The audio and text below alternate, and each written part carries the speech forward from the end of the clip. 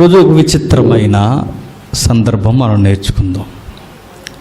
విచిత్రమైనదని నేను ఎందుకు అంటున్నానంటే, ఎక్కువ మంది ఆ సందర్భాన్ని నెగ్లెక్ట్ చేస్తారు కనుక. ఎక్కువ మంది అనే కన్నా ఆ సందర్భాల్లో మనం కూడా కొంచెం సింపుల్గా చూస్తాం.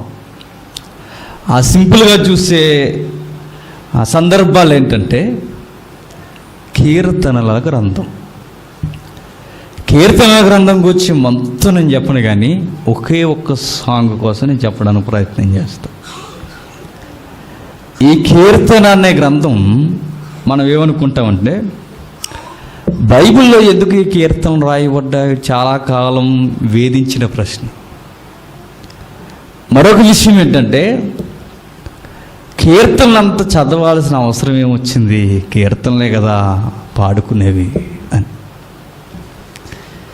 ఇంకా విచిత్రం ఏంటంటే, చాలా కాలం వరకు అర్థం కాని సంగతి ఏంటంటే, అసలు కీర్తనల గ్రంథం అర్థం అవడం మొదలు పెడితే రెండు విషయాలు అర్థమవుతాయట. ఆ రెండు సంగతులు ఏంటంటే, ఒకటి దేవుణ్ణి ఎలా అర్థం చేసుకోవాలో అర్థమవుతుంది. రెండు, అర్థం చేసుకున్న దేవునికి ఎలా ప్రార్థన చేయాలో అర్థమవుతుంది. అది కీర్తన గ్రంథం. కీర్తన గ్రంథం కొరకు చాలామంది రకరకాల మాటలు చెప్పారు. కీర్తన గ్రంథం నిజంగా మీరు స్టడీ చేయండి. కీర్తన గ్రంథం ఏదైతే ఉందో ఇది వ్యక్తిగత జీవితానికి చాలా మేలుకరంగా మనకు కనబడుతుంది. మన వ్యక్తిగత జీవితానికి చాలా దగ్గరగాను మరియు ఆత్మీయ స్థితికి మరింత మేల్కొల్పుగాను ఈ కీర్తన గ్రంథం మనకు కనబడుతుంది. ఈ విచిత్రం ఏంటంటే, ఎక్కువ మంది ఎలా బైబిల్ చదువుతారంటే, దావీదు గారు ఈ కీర్తనలు రాశారు కనుక, అంత పెద్ద రాజు రాశాడు కనుక చదవకపోతే బాగోదులే అని ఒకసారి చదివే బ్యాచ్ కూడా ఉంటారు. ఇంకా విచిత్రం ఏంటంటే, ఎక్కువ మంది సొకాల క్రిస్టియన్స్ కీర్తన గ్రంథాన్ని బాగా అండర్లైన్ చేయడం మొదలు పెడతారు. ఒక ఎగ్జాంపుల్ మీకు చెప్తాను. ఒక వ్యక్తి ఫస్ట్ టైం బైబిల్ చదువుతున్నప్పుడు అండర్లైన్ చేయడం మొదలు పెట్టాడట. పెన్ను తీసుకొని అండర్లైన్ చేస్తున్నాడు, పెన్ లేపట్లా. మొత్తం ఆదికాండం దగ్గర నుంచి ప్రకటన గ్రంథం వరకు మొత్తం అండర్లైన్ చేశాడు. ఎందుకు? బైబిల్ అంతా బాగుంది కనుక. మనకు అన్నీ బాగు, మనకి ఇన్కమింగ్ వచ్చినాలు ఏవైతే ఉన్నావో అవి అండర్లైన్ చేస్తాం. నిజంగా మనసు పెట్టి మనం చదివితే ఆదికాండం దగ్గర నుంచి ప్రకటన గ్రంథం వరకు ప్రతి పదం అండర్లైన్ చేసుకోవాలి. మనం ఎక్కువగా మన ఆత్మీయ జీవితంలో లేదా మన వ్యక్తిగతమైన బైబిల్ స్టడీలో కీర్తన గ్రంథం అనేది కొంచెం నెగ్లెక్ట్ చేస్తాం మనం. కానీ విచిత్రం ఏంటంటే, కొన్ని పరిస్థితులు నీకు ఎదురైనప్పుడు నీకు మంచి ఓదార్పునిచ్చే ధ్యానం ఏదైనా ఉంది అంటే అది కీర్తన గ్రంథ ధ్యానం. పర్సనల్ లైఫ్లో మనం నలిగిపోతున్నప్పుడు, మన వ్యక్తిగతమైన జీవితంలో మనకు అనేకమైన పరిస్థితులు వ్యతిరేకం అయిపోతున్నప్పుడు, దాని నుండి నేను ఎలా ఓదార్పు పొందాలి అని నాకు మంచి సారం అందించేదే ఈ సాంగ్స్. అందుకే ఈరోజు అన్నిటి గురించి మనకు వద్దు, కానీ ఒకే ఒక్క సాంగ్ స్టడీ చేద్దాం. చూద్దాం ఒకసారి. 4వ కీర్తన. అందరూ బైబిల్ చూడాలి. 4వ కీర్తన మొదటి వచనం నుండి. నా నీతికి ఆధారముగు దేవా, నేను మొరపెట్టినప్పుడు నాకు ఉత్తరమిమ్ము. బాగువేనండి. సుమారుగా ఈ కీర్తనలో ఎక్కువ కీర్తనలు ఎవరే కనబడతాయి? దావీదు గారి. కీర్తన గ్రంథం అనగానే అన్ని దావీదు గారివే ఉన్నాయనుకోకండి. కీర్తనలు చాలామంది ఉన్నవి. కీర్తన గ్రంథంలో కీర్తనలే కాదు, ప్రార్థనలు కూడా ఉన్నాయి. నమ్ముతారా సంగతి? విషయం ఏంటంటే, ఇది ఒక ప్రార్థనా కీర్తన. ఏది మనం చదువుతుంది అర్థం కాలేదు కదా. ఇదొక ప్రార్థన. నెక్స్ట్ ఇదొక వ్యక్తిగతమైన ఒక వ్యక్తి నలిగిపోతున్న ఆవేదన. నెక్స్ట్ దేవునికి విజ్ఞాపన. నెక్స్ట్ ఇదొక సాంగ్. అది 4వ కీర్తన. దీన్ని మనం స్టడీ చేస్తూ వెళ్ళిపోతే ఎంత చక్కగా ఉంటుందంటే, కీర్తనలు అన్నీ రోజు చెప్పేసుకుంటే బాగుంది కదా అనిపిస్తుంది, అంత బాగుంటుంది. అసలు మనం నిజంగా మీరు మనసు పెట్టి వినండి, మీకు టైం కానీ చుట్టూ ఏం జరుగుతుంది ఇంకేం కనిపించో అంత ఇన్వాల్వ్ అవుతాం అవే కీర్తన గ్రంథం. చూద్దాం ఒకసారి దీని బ్యాక్గ్రౌండ్ ఏంటంటే, దావీదు గారు కీర్తనలు రాస్తున్నారు. దీని రైటర్ ఎవరట? King David. విషయం ఏంటంటే, దావీదు గారి జీవితంలో ఎక్కువగా పారిపోయిన సందర్భాలే ఎక్కువ. అవునా? బైబిల్ కనీసం చదివారని ఇంకా నమ్మాలి. మరి దావీదు గారు ఎక్కువ పారిపోతున్న సందర్భాలు ఎక్కువ. ఏ విషయంలో పారిపోతున్నాడో బ్యాక్గ్రౌండ్ చూద్దాం. ఏ విషయంలో పారిపోతున్నాడంటే, సౌలు దావీదుని తరుముతున్నాడు, దావీదు పరిగెడుతున్నాడు. ఇంకా అర్థం కాలేదు, కొంచెం వెనక్కి వెళ్దాం. దావీదుని ఎట్లా అయినా సరే దేవుడు రాజు చేయాలని ప్రణాళిక, దావీదుని ఎట్లా అయినా సరే రాజు కాకుండా చేయాలని విరోధుని యొక్క ప్రయత్నం. విరోధులు అని ఎందుకంటే ఒక్కరు లేడు కనుక. అర్థమవుతుందా? ఒక విశ్వాసి దేవుని ఏర్పాట్లో ఉన్నప్పుడు తన జీవితంలోనికి ఎలాంటి ఒడిదుడుకులు వస్తాయో, అలాంటి ఒడిదుడుకులు అన్నీ వస్తున్నప్పుడు ఎలాంటి వారు ఎనిమిస్ అయిపోతారో, అలా ఎవరైతే ఎనిమిస్ అవుతారో ఆ టైంలో నువ్వు ఎనిమిస్తో ఎలా యాటిట్యూడ్ ఉండాలో మొత్తం మనకు నేర్పించే చక్కటి లెసన్స్ ఏమన్నా ఉన్నావంటే అవి కీర్తన. అర్థమవుతుంది అన్న వాళ్ళు చేయొద్దండి. వీటితో ఎందుకు వచ్చిన గొడవ, చెయ్యి ఎత్తేస్తే పోద్ది కదా అనుకుంటున్నారు కదా, మళ్ళీ మొదటికి వస్తాడని. అందుకే నేను ఎప్పుడు కోరుకునేది ఏంటంటే, అర్థం కాకపోయినా అర్థమైనట్టుగా పెట్టండి ఫేస్లో, సూపర్ అన్న అన్నట్టు. అప్పుడు అలా లెసన్ వెళ్తుంది అనమాట. ఏడిసేవులే అన్నట్టు న్యాంగ్ చూశారనుకోండి, రావాల్సినవి కూడా రావు. కొంచెం జాగ్రత్తగా వెళ్ళండి. బ్యాక్గ్రౌండ్ ఏంటంటే, దావీదు గారికి శత్రువుల వర్గం పెరిగిపోతుంది రోజు రోజుకి. ఎందుకు పెరుగుతుంది దావీదుకి? శత్రువులు ఎందుకు పెరుగుతున్నారు దావీదుకి? దావీదు దగ్గర ఖజానా ఉందా? స్టార్టింగ్ నేను చెప్తున్నాను, ఖజానా ఏమైనా ఉందా?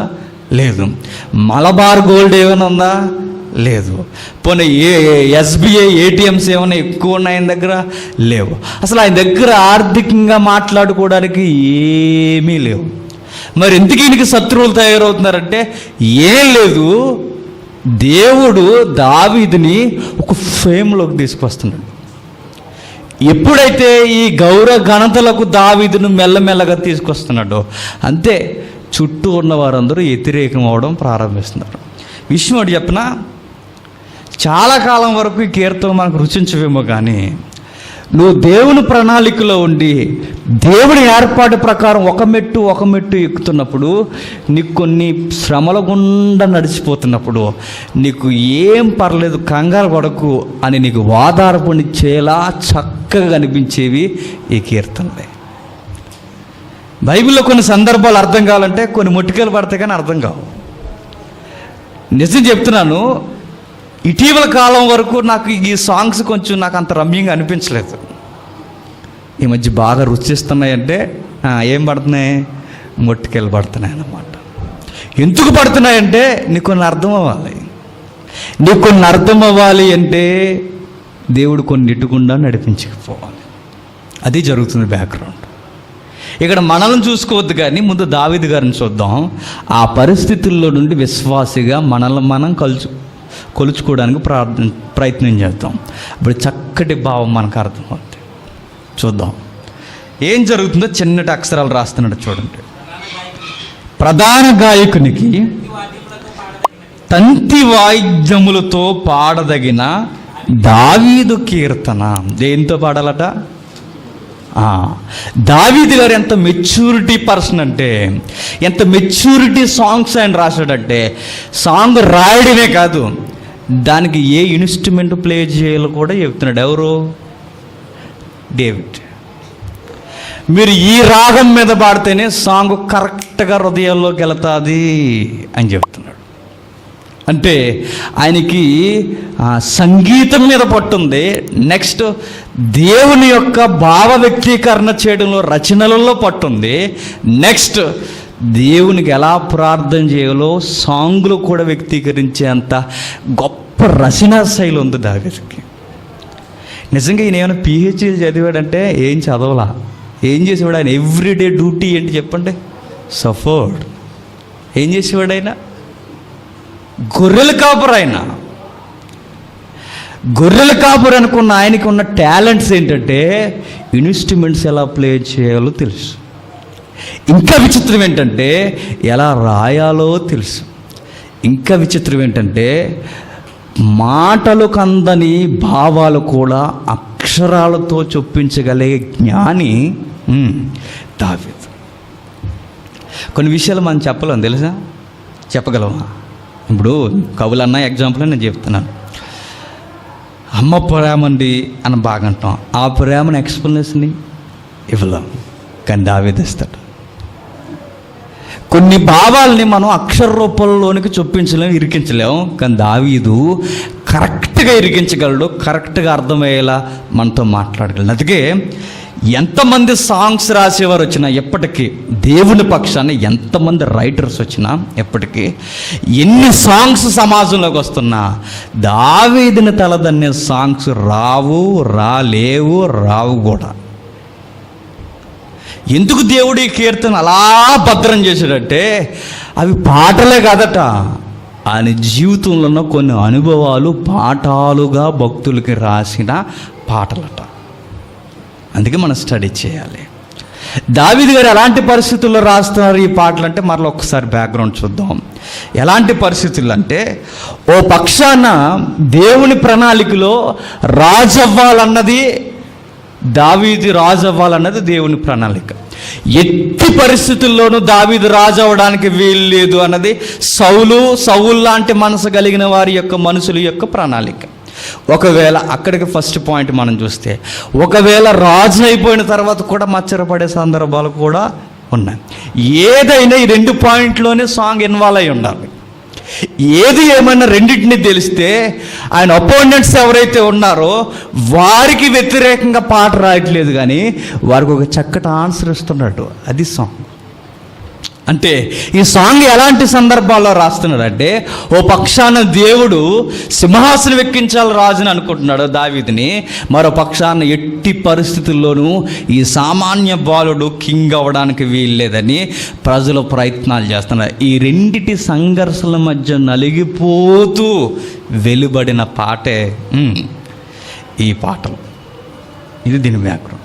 చూద్దాం ఏముందట. ప్రధాన గాయకునికి తంతి వాయిద్యములతో పాడదగిన దావీదు కీర్తన. తంతి వాయిద్యములు అన్నాడు. తంతి వాయిద్యములు అంటే తపాలా సంచి కాదు, అది వేరు ఆ పదం. తంతి వాయిద్యములు అంటే మీకు ఎలాగా ఇమేజెస్ ఉన్నాయి తమ్ముడు, కొంచెం ప్లే చేయి. ఈ మ్యూజిక్ ప్లే చేయకు, జస్ట్ ఇమేజ్ ప్లే చేయి. చూద్దాం అసలు దావీదు ప్లే చేసే ఆ సౌండ్స్ ఎలా ఉంటాయో ఒకరోజు మీరు వినాలి. ఈరోజు వినాలి ఎట్లయినా సరే. వినేటప్పుడు కొంచెం ఒక చిన్న గమనిక ఏంటంటే, ఇప్పుడు వాయిస్తున్న ఈ తంతి వాయిద్యం ఏదైతుందో ఇప్పుడు ఎలక్ట్రికల్ బోర్డ్స్తో లింక్ అయిపోయి ఉన్నాయి. ఏది ఏమైనా సౌండ్ మారదు. ఎలక్ట్రికల్ బోర్డుతో ఇన్వాల్వ్ అయ్యి ఉంటే వచ్చేది ఏంటంటే కొంచెం క్లారిటీ ఉంటుంది, రికార్డింగ్ అవుతుంది. అదే పూర్వకాలపు అయితే లైవ్లో మాత్రమే స్పష్టంగా వినగలం మనం. ఇంకా విచిత్రం ఏంటంటే అర్థమవుతుంది, అదిగో అది చూసారా, ఏదో ఒక పక్షి రెక్కలాగా, ఆ పక్షి రెక్కకి తీగలు చూసారా, ఇవే. వీటిని బట్టే గిటార్లు వచ్చాయి, ఇంకా వీటిని బట్టే సితార్లు వచ్చాయి, వీటిని బట్టే వైలిన అలా అంటారు చూసారా, అవన్నీ వచ్చాయి. స్టార్టింగ్లో అది ఎవరో కొట్టారు, ఎవరో అనామకుడు అనుకోకండి, కింగ్ డేవిడ్. చూసారా, అదిగో ఆ ఫిగర్ చూస్తున్నప్పుడు మీకు ఏం కనబడుతుంది? ఎవరో పెద్ద ఆయన సింహాసనం మీద కూర్చున్నాడు, ఎవరో యంగ్స్టర్ దాన్ని ప్లే చేస్తున్నాడు. బైబిల్ మీకు తెలిస్తే వెంటనే పట్టేసుకోవాలి. సౌలు దుఃఖ వ్యక్తీకరణతో హృదయం ఏమి బాగోక సింహాసనం మీద కూర్చుంటే దాన్ని దులుమాడడానికి నైస్ మ్యూజిక్ ప్లే చేస్తున్నాడు. మీకు విషయం చెప్పనా, నిజంగా సాంగ్స్ మీద మీకు ఇంట్రెస్ట్ ఉంటే, నిజంగా మీరు ఇంట్రెస్ట్ ప్లే చేయగలిగితే, ఒక మంచి సాంగ్ మనం విన్నాం అనుకోండి, అప్పటి వరకు మనకు మనసు అస్సలు బాగోదు. ఆ సాంగ్ విను, చాలా కూల్గా అలా మేఘాల్లోకి వెళ్ళినట్టుంటుంది. అలానే సినిమా సాంగ్లు ఎంజాయ్ చేయకండి. నిజముగా ఒక చక్కటి మ్యూజిక్ మీరు వినండి, మనసు చాలా తేలిగ్గా ఉంటుంది. చిన్నప్పుడు విచిత్రం ఏంటంటే, బాగా చిన్నప్పుడు మా ఇంట్లో అప్పుడు డెక్కలు అనేవారు, గుర్తుందా? డెక్క ఎంత పెద్ద ఉండి, పెద్ద ఇంత లావు ఉండేవి. అప్పుడు ఫేమస్, ఎవరి దగ్గర ఎంత పెద్ద డెక్క ఉంటే అంత రిచెస్ట్ లుక్ అన్నమాట. మా ఊరు డెక్కలు కొనేసేవారు. అవి కొంటున్నప్పుడు సాంగ్స్ ప్లే చేసేవారు. ప్లే చేస్తున్నప్పుడు సాంగ్స్ వినాలని ఆశ, కానీ వింటే నాకు మనసు తేలికవడం కాదు, ఆ స్కూలు అవన్నీ గుర్తొచ్చాయి అన్నమాట నాకు. రేపు స్కూల్కి వెళ్ళాలి, ఇలా వెళ్ళాలి, ఆవిడ ఏదో అడిగద్ది, మనకు 2 ఎక్కం రాదు, ఇవన్నీ గుర్తొచ్చాయి. అంటే విషయం ఏంటంటే, రేపు ఖచ్చితంగా అడుగుతుంది ఆ బ్రాహ్మణ్ టీచర్ ఊరుకోదు, ఖచ్చితంగా అందులోని రేపు పాసిపిల్లి లేరా అని నన్ను ఖచ్చితంగా అడుగుతుంది. రేపు స్కూల్కి వెళ్ళమంటే కుదరదు, ఒకవేళ వెళ్ళకుండా ఉన్నామంటే ఇంటి దగ్గర ఎవడో జతకుంటాడు, అలా ఉన్నామంటే బోరు కొడుతుంది. ఇది అంతా గుర్తొచ్చింది, రివర్స్ అన్నమాట. నాకు మనసు తేలికవడానికి బదులు బరువు ఎక్కిపోయి సాంగ్స్ వింటున్నప్పుడు. కానీ ఎదిగొచ్చిన తర్వాత విషయం ఏంటంటే, పరిపక్వత వచ్చిన తర్వాత ఒక మంచి సాంగ్ వింటే మనసు చాలా తేలిక అవుతుంది. దైవికమైన సాంగ్ చాలా మంచిగా ఉన్నాయి క్రిస్టియన్ సాంగ్స్. దేవుని కృప ఏంటంటే, ఇప్పుడు ఎంతోమంది యంగ్స్టర్స్ వస్తున్నారు క్రిస్టియానిటీలోకి, డిఫరెంట్ సౌండ్స్ ఈరోజు తీసుకొస్తున్నారు. నన్ను అడిగితే సినీ ఇండస్ట్రీలో కూడా అంత అప్డేటెడ్ మ్యూజిక్ లేదు ఈరోజు, కానీ క్రిస్టియన్స్ ప్లే చేస్తున్నారు. కొంతమంది మ్యూజిక్ డైరెక్టర్స్ ఉన్నారు, క్రిస్టియన్ మ్యూజిక్ డైరెక్టర్స్, వాళ్ళు అమ్ముడుపోతున్నారు సినీ ఇండస్ట్రీగా. అతని పేరు కాదు, ఆయన క్రిస్టియన్, ఆయన పేరు ఆ నాగార్జున సినిమాకి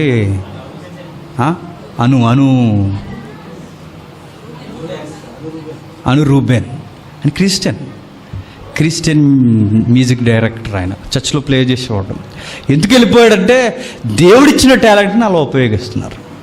సరే, ఏదేమైనా ఇప్పటికీ రాజీ పడకుండా మేము కేవలం దేవుని సాంగ్సే ప్లే చేస్తాం, మా తలంతులు కానీ మా టాలెంట్స్ ఎట్టి పరిస్థితుల్లో లోకాన్ని ఎంజాయ్ చేయడానికి కాదు అనే వాళ్ళు నెంబర్ 1 ఫిగర్ ఎవరైనా ఉన్నారంటే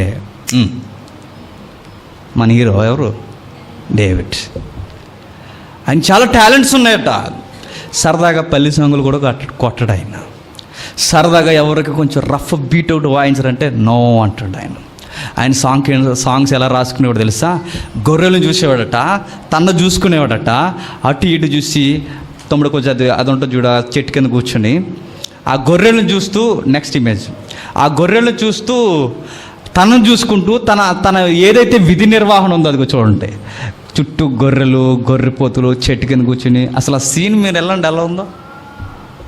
అలా కూర్చుని అలా కూర్చొని చక్కగా ఆయన ప్లే చేసే సాంగ్స్ ఏంటంటే, యెహోవా నా కాపరి నాకు లేమి కలదు. దానికి బ్యాక్గ్రౌండ్ మ్యూజిక్ ఎలా ఉంటుందో ఒకసారి ఊహించుకోండి. ఆయన అలా ప్లే చేసుకుంటూ, యెహోవా నా కాపరి నాకు లేమి కలగదు, నేను గొర్రెలు మేపుతున్నాను, నన్ను మేపి ఒక ఆయన నా కాపరి ఉన్నట్టు, ఆయనే నా యెహోవా నా కాపరి. ఇలాంటివన్నీ కంపేర్ చేసుకుంటూ, రచయిత ఎప్పుడు ఎలా కంపేర్ చేస్తాడు? చంద్రుడిని చూసి చంద్రబిమ్మలా ఉందని రాసుకుంటాడు. ఇప్పుడు దిక్కుమాల సాంగ్స్, సినిమా సాంగ్స్ అన్నీ అమ్మాయిల మీద తప్ప ఒక్కడైనా సరిగ్గా రాస్తాడా? ఏ సాంగ్ చూడండి అమ్మాయిని వర్ణిస్తూనే రాస్తాడు. చంద్రుడిని చూసి, సూర్యుడిని చూసి, వెన్నెలను చూసి, గాలిని చూసి, అది చూసి, ఇది చూసి, దాంతో అమ్మాయిని కంపేర్ చేసి పోలుస్తూ రాస్తారు ఈ వల్గర్ రచయితలందరూ. కానీ దావీదు ఏంటో తెలుసా? ఇవేమి కంపేర్ చేయడు. ఆయన గొర్రెలను చూసి, గొర్రెలు నేను మేపుతున్నాను, నేను గొర్రెని అయితే నన్ను మేపుతున్నా, నా కాపరి యెహోవా ఉన్నట్టు. చూసారు ఆయన ఎలా చూస్తున్నాడు ప్రకృతిని?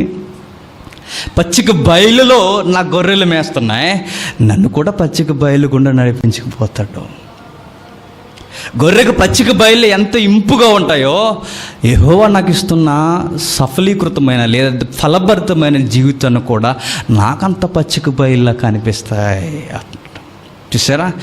నేచర్ని చూస్తూ, తన యొక్క ఉద్యోగాన్ని చూస్తూ, ఆ రచయిత గుండెల్లో నుంచి వెలువడుతున్న కీర్తనలే ఈ కీర్తన గ్రంథం. ఈసారి మీరు చదివినప్పుడు ఈ పిక్చర్ అంతా మనసులో పెట్టుకుని చదవండి. మీరు ఇంట్లో ఉండరు, ఎక్కడుంటారో తెలుసా? దావీదు గారు గొర్రెలు మేపుతున్నారే అరణ్యానికి, లుక్ వేసి వస్తారన్నమాట. విషయం ఏంటంటే ఇవి కొన్ని సాంగ్స్. ఇప్పుడు మనం స్టడీ చేస్తున్న సాంగ్ ఏంటంటే ఆయన వ్యక్తిగత జీవితంలో కొన్ని వ్యతిరేకమైన పరిస్థితులు ఒకదాని వెనక ఒకటి ఒకటి పోతే ఒకడు అలా తెర మీదకు వస్తూనే ఉన్నారు. అలాంటి టైంలో ఈ సాంగ్ రాస్తున్నాడు.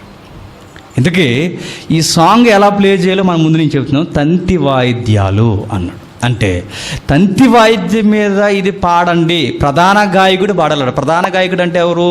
దేవాలయం ఉంటే దేవాలయంలో ఒక మెయిన్ సింగర్ ఉంటే ఆ మెయిన్ సింగర్గా వ్యవహరించేది ప్రధాన గాయకుడైతే ఆ ప్రధాన గాయకుడు ఏ ట్యూన్ మీద పాడాలో చెబుతున్నాడు. అంటే దేవునికి వర్షిప్ చేయడానికి మీరు ఎలా పడితే అలా పాడకండి. ఈరోజు ఎలా పడితే అలా పాడేస్తున్నాం, ఎవరితో పడితే వాళ్ళతో పాడిచ్చేస్తున్నాం కదా. ఈరోజు ఎవరైనా పాటలు రాశారనుకోండి, లక్షల రూపాయలు ఇచ్చి సినిమా కల్చర్ ఉన్న వాళ్ళని తీసుకొచ్చి పాడేస్తున్నారు. ఎందుకంటే అంతే మరి, అలా తయారైందంటే. అప్పుడు పాటలు చూడండి, క్రీస్తు పూర్వం పాటలు చూడండి, లేదా దేవుని నీతిమంతులైన ప్రవక్తలు కానీ నీతిమంతులు కానీ రాసిన పాటలు చూడండి. వారు పాటలు ఎవడు పడితే వాడు పాడబడతాడు. ఎవరు పాడాలి? ప్రధాన గాయకుడు. ఆ ప్రధాన గాయకుడు ఎవరంటే యెహోవా ముంగిటిలో ఉన్నవాడు, యెహోవా సన్నిధిలో ఉన్నవాడు. ఈ లిస్టు చెప్పడం సమయం సరిపోదు, కానీ వాయిద్యాలు వాయించేవాడు పాడేవాడు కూడా యెహోవా ఆత్మ ప్రేరణ పూర్ణుడై ఉన్నవాడే పాడాలి, వాయించాలి. తెలుసు కదా, ఇది కనీసం మినిమం హిస్టరీ, బైబిల్ హిస్టరీ. అంటే ఎవడు పడితే వాడు యెహోవా సన్నిధిని తొక్కడం కానీ, ఎవడు పడితే వాడు యెహోవాకి పాట పాడడం కానీ కుదరదు. దేవుని పాటను పాడాలి అంటే ప్రత్యేకించి ఆత్మతో నింపబడిన వారే పాడాలి. ఇది రచయితలు గమనిస్తే బాగుంటుంది, ఈ తరం రచయితలు. కానీ విచిత్రం ఏంటంటే ఎవరిని పడితే వారిని, అప్పటి వరకు సినిమా సాంగులు పడతారో వాళ్ళని తీసుకొచ్చి దేవుని సాంగ్స్ పాడతారు. దేవునికి ఏమైనా ఇంపుగా ఉంటుంది చెప్పండి? దేవునికి ఇంపుగా ఉంటుంది ఏంటో తెలుసా? విరిగి నలిగిన హృదయంతో వస్తున్న స్వరం ఉంటుందే, ఆ విశ్వాస యొక్క స్వరమే దేవునికి ఇంపుగా ఉంటుంది. బాలసుబ్రహ్మణ్యం అంటే ఇంక మరి అంతే సంగతులు అన్నమాట. కీరవాణి అంటే ఇంక అంతే సంగతులు అన్నమాట. అంటే మీరు దేవుని దృక్కోణంలో కన్నా ప్రజల్ని ఎలా రంజింప చేయాలో చూస్తే ఒకవేళ దేవుని దగ్గర ఆన్సర్ చేసుకోవాల్సిన ఒక రోజు ఉంటుంది. ఖచ్చితంగా చెప్పుకోవాలి కదా, ఖచ్చితంగా మాట్లాడుకోవాలి. అందుకే దేవుని ముంగిట ఏం జరిగినా చాలా జాగ్రత్త తీసుకున్నారు. ఇది ఎవరు పడితే వాళ్ళు కాదు, కానీ మెయిన్ సింగర్ పాడుతున్నప్పుడు బ్యాక్గ్రౌండ్ ఏం ప్లే చేయాలంటే తంతి వాయిద్యం మాత్రమే ప్లే చేయండి అన్నాడు. దాని మీద కరెక్ట్గా పాడితే ఇన్వాల్వ్ అవుతారు అన్నాడు. చూద్దాం, దావీదు గారు ఇది ప్లే చేయి అన్నాడంటే ఖచ్చితంగా దానికి వచ్చి ఉండాలన్నమాట. ఇప్పుడు నాతో పాటు డ్రైవింగ్ వస్తాడు శ్రీకాంత్ అని ఉన్నాడు కదా, డ్రైవింగ్ వస్తాడు. నేను ఎందుకు ఇది మీకు మాట చెప్తాను గుర్తుపెట్టుకోండి. మనం ఆయన డ్రైవ్ చేస్తున్నప్పుడు ఏమైనా రూల్స్ చెప్పామనుకోండి, నిప్పుల మీద కూర్చున్న మనిషిలాగా అయిపోతాడు అప్పుడప్పుడు. ఎందుకు? నేను సీనియర్ నాకు తెల్దా అన్న వేడేంటంటే, నేను సీనియర్ నాకు తెల్దా, నువ్వు ఎందుకు అలా ఖాళీ కూర్చో అంటాడు. ఆ వేడేంటంటే నాకు అనుభవం ఉందని. అవునా కదా? నాకు ఏ అనుభవం లేకుండా నువ్వు ఇలా చెయ్యి అన్నాను అనుకో, నాకు ఒక లుక్ ఇస్తాడు. ఎవడో నువ్వు సేవ చేస్తున్నావు అన్నట్టు. దావీదు గారికి ఏ అనుభవం లేకుండా మీరు ఈ ట్యూన్ మీద కొట్టండి అంటే దావీదు గారి వైపు ఎలా చూస్తారు? నువ్వు ఎలా చేస్తున్నావు అన్నట్టు చూస్తారు. అంటే ఈయన ఖచ్చితంగా వచ్చుంటే ఎక్కడేం మీటాలో చెప్పగలడు. అంటే ఈయనకు వచ్చి ఉండాలి. ఇప్పుడు అంతే కదా, ఇప్పుడు ఎవరైనా సీనియర్స్ ఉన్నారనుకోండి, మనం ఏమనుకుంటాం, సజెషనే కదా అని ఇస్తాం. వాళ్ళకి ఎలా ఉంటుంది, టెంపర్లు వేస్తుంది, ఏంటి నువ్వు చాలా ఎక్కువ చేస్తున్నావు అన్నట్టు అన్నమాట. అది మనకు అర్థమై కూలైపోవడం మంచిది అనమాట. ఇలాగే దావీదు గారు కూడా చూడండి, దావీదు గారు చెబుతున్నాడంటే ఖచ్చితంగా ఆయనకి పట్టు ఉంది. ఒకసారి చూద్దాం. మొదటి సమూయేలు గ్రంథం 16వ అధ్యాయం, మొదటి సమూయేలు గ్రంథం 16వ అధ్యాయం 12వ వచనం నుండి.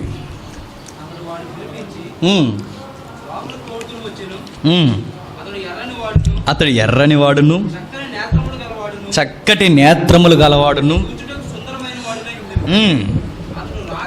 అతడు రాగానే నేను కోరుకున్నవాడు ఇతడే, నీవు అభిషేకించమని యెహోవా సమూయేలుకు సెలవీయగా, సమూయేలు తైలపు కొమ్మును తీసి వాని సహోదరులు ఎదుట వానికి అభిషేకం చేసును. నాట నుండి యెహోవా ఆత్మ దావీది మీదికి బలముగా వచ్చాను. దావీది మీదకి ఏమి బలముగా వస్తుంది? యెహోవా ఆత్మ బలముగా దిగిపోతుంది. యెహోవా ఆత్మ, దేవుని ఆత్మ అంటే ఎవరు? పరిశుద్ధాత్మ. పరిశుద్ధాత్మ దావీదు మీదకి వస్తుంది అని గ్రంథకర్త దీన్ని ప్రెజర్ చేస్తున్నాడంటే ఏదో చెప్పాలనుకుంటున్నాడు. ఏం చెప్పాలనుకుంటున్నాడు కిందే చెబుతున్నాడు చూడండి. యెహోవా ఆత్మ సౌలుని విడిచిపోయాను, అది విషయం. 2 పాయింట్స్ పక్కనే మనకు కనబడుతున్నాయి చూడండి. దావీదు మీదకి దేవుని ఆత్మ వస్తుంది. అంతకుముందు దేవుని ఆత్మ ప్రభావ కార్యములు ఎక్కడ జరిగించిందంటే సౌలు మీద. ఇప్పుడు సౌలును వదిలేసిందంట దేవుని ఆత్మ. ఎందుకు? ఈ మనిషికి దేవుని మాట కన్నా వ్యక్తిగతమైన నిర్ణయాలు ఎక్కువైపోయాయి. తనకు నచ్చింది చేసేసి ఇది దేవుడికి నచ్చేద్దులే అన్న ధీమా ఎక్కువైపోయింది. ఒకవేళ ఎలాంటి యాటిట్యూడ్ ఎవరికైనా ఉంటే ఖచ్చితంగా ఈ తరంలో కూడా దేవుని ఆత్మను కోల్పోక తప్పదు. అది ఆ రోజు కదా, ఈ రోజు కదా, ఏ రోజైనా దేవుని మాట కన్నా నీ ఆలోచనలు ఎక్కువ సంఘంలో చొప్పించిన, నీ ఆలోచనలు ఎక్కువగా సువార్తలకు జోడించిన దెబ్బతినిపోయేది మనమే. ఆత్మ వదిలిపోయేది, చివరికి నష్టపోయేది మనమే. అందుకే సంఘంలో ఏం జరిగించినా, సందేశంలో ఏదొచ్చినా 100 సార్లు ఆలోచించాలి. అమ్మో దేవుని కొలతకు సరిపోదో. కానీ నాకు నచ్చేసింది అనుకోండి, ఏదోలాగా ఎట్టేస్తాను అనమాట. అది తప్పు, అలా చేయకూడదు. అందుకే మ్యాక్సిమం లేదా దానికి ఎక్స్ప్లెనేషన్ ఇవ్వాలి. ఇప్పుడున్న గొడవ ఏంటంటే, నాకు ఏదైనా గిలి ఉందనుకోండి, ఆ గిలిని ఏదోలా సంఘానికి ఎక్కించేస్తున్నాను. ఇప్పుడు అలా ఉంది. ఇప్పుడు ట్రెండ్ గాస్పల్ ఇప్పుడు అట్లా ఉంది. నాకు ఏదైనా టేస్ట్ ఉందనుకోండి, అది ఎదుటోడికి ఎక్కిచ్చాడు. కావాలంటే చూడండి, చాలామంది ఈ మధ్యకాలంలో మంచి సాంగ్స్ రాసిన క్రిస్టియన్ రైటర్స్ ఉన్నారు. ఈ మధ్యకాలం ఏ పోయే కాలం వచ్చిందో ఆయనకి, మంచి సాంగ్స్ రాశాడు ఆయన. ఏ పోయే కాలమో కానీ మరి ఏ సినిమా చూసాడేంటో, సేమ్ సినిమా వీడియోగ్రఫీ ఒకటి డిజైన్ చేసి లింగి కట్టుకుని ఏటుగొట్లకు పోయి డ్యాన్స్ చేస్తూ మరి ఆయన్ని చూస్తే ఏమనిపిస్తుంది ఇంకా అంటే, ఈయనకి ఎలా ఉందంటే దేవుడు అనే లోగో మీద తనకున్న కోరికన్నీ తీర్చుకుంటున్నాడు అన్నమాట. చివరికి ఏసైకే పాట పాడేది, ఏసైకి స్తుతులని పాట మొదలు పెట్టాడు. కానీ మొదలుపెట్టింది ఆయన ఏం చేస్తున్నాడంటే చూడండి, ఆ ఏటుగొట్టుకు పోయి సేమ్ అంతకుముందు ఏ సినిమా వాల్ పోస్టులు మనకు కనిపించే అట్మాస్ఫియర్ అంతా ఆయన సాంగ్లు పెట్టుకు. అంటే హీరోలు ఎలా అయితే టేస్ట్ చేయాలనుకుంటారు వీళ్ళు. ఇంకొక ఆయన సాంగ్ వచ్చింది బాలీవుడ్లో, అలాంటి సాంగ్ సేమ్ ఆయన ఒక హీరోలో ఫీల్ అయిపోయి ఆయన కండలు జీవించుకుంటూ, ఏముండాలి పప్పు బ్యాచ్ అంతా జీవించుకుంటూ, అనకపోవడం మంచిది ఏమిటండి, ఆయన చూపించుకుంటూ ఆయన ఒక హీరోలో ఫీల్ అయిపోయి అవన్నీ అందులో చొప్పించి ఆయన చూపించుకుంటే అసలు దేవుడు కనబడతాడా?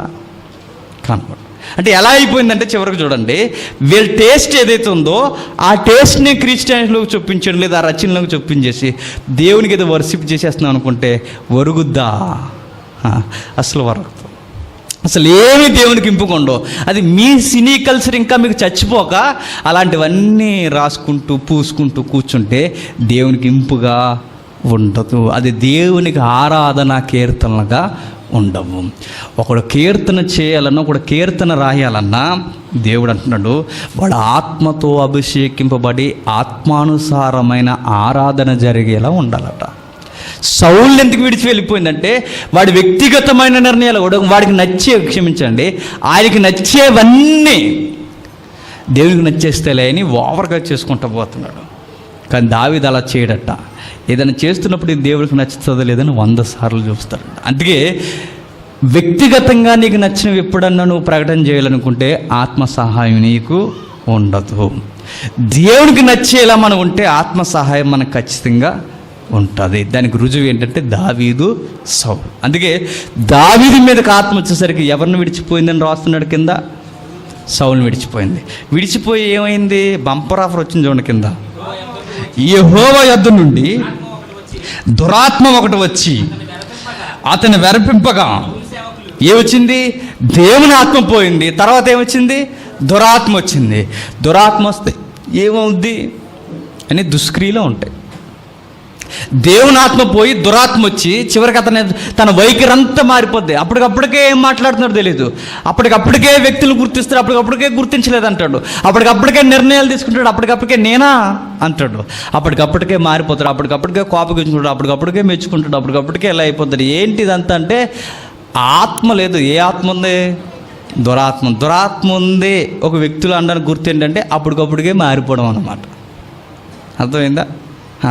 ఇప్పుడైతే వీడికి ఇలాంటి భయంకరమైన రోగం, క్షమించండి వీడు అంటున్నాం, పెద్ద అయిన సౌలు గారు, ఆయన అభిషేకింపబడిన రాజు, ఆయనకి ఎప్పుడైతే దురాత్మ వచ్చిందో ఆయన మీదకి, సౌలు సేవకులు దేవుడి ముందు నుండి వచ్చిన దురాత్మ ఒకటి నిన్ను వెరపించి ఉన్నది, మా ఏలిన వాడవైన నీవు ఆజ్ఞేయము, నీ దాసులమైన మేము సిద్ధముగా ఉన్నాము, సితార చమత్కారముగా వాయింపగల ఒకరిని విచారించుటకై మాకు సెలవిమ్ము.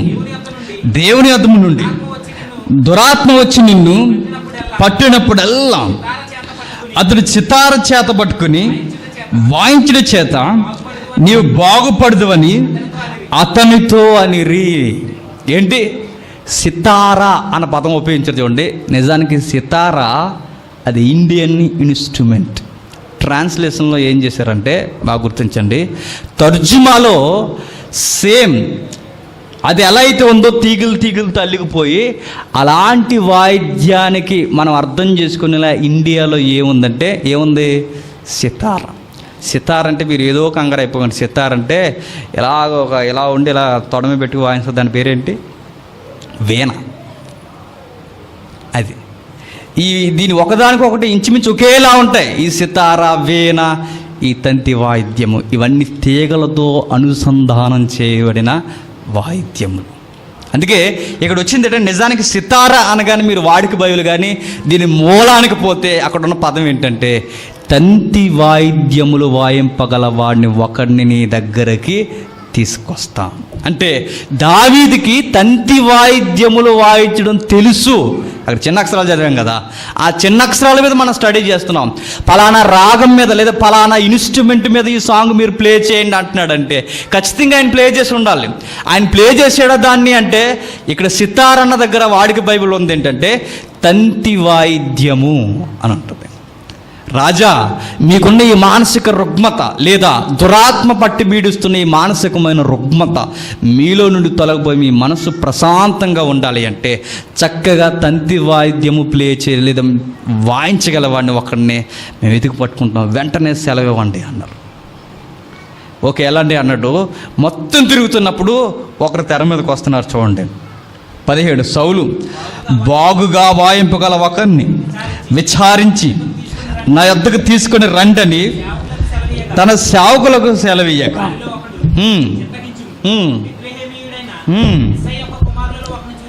బెత్లెహేమీయుడైన యెషయా యొక్క కుమారులో ఒకరిని చూసితిమి.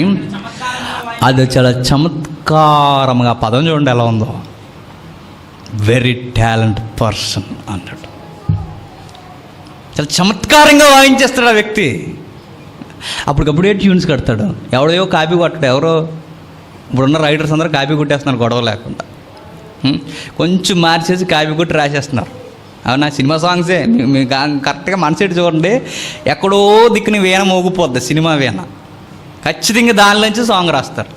దావీదు గారి టాలెంట్స్ ఏంటంటే ఆయన న్యూ ట్యూన్స్ పుట్టిస్తాడు, న్యూ రైటింగ్ చేస్తాడు, న్యూగా అంతా న్యూ అట్మాస్ఫియర్ క్రియేట్ చేస్తాడు. చాలా చమత్కారి మ్యూజిక్ ప్లే చేయడంలో. ఎవరు? దావీదు. ఆ యెషయా కొడుకుల్లో ఉన్నారండి, ఎస్ఐ కొడుకుల్లో చిన్నోడు అనుకుంటే బాగా వయసు చిన్నదే, బాగా వాయిస్తాడు అని చెబుతున్నారు చూడండి. చమత్కారముగా వాయింపగలవాడు, అది మాత్రమే కదా అతనుకున్న టాలెంట్, ఇంకా బహుశూరుడు, యుద్ధశాలి, మాట నేర్పరి, రూపశీనై ఉన్నాడు. ఎన్ని ఉన్నాయి చూడండి ఆయన క్వాలిఫికేషన్. ఎవరికి? దావీదు గారికి మ్యూజిక్లో టాలెంట్ ఉంది. నెక్స్ట్ సూర్యుడు, యుద్ధశాలి. ఇప్పుడు మ్యూజిక్ డైరెక్టర్ని ఒకసారి మీరు ఈ ట్యాగ్ మీద తీసుకురండి. ఈ ట్యాగ్ నేను సరదాగా అంటున్నాను, వాళ్ళని విమర్శించడానికి కాదు.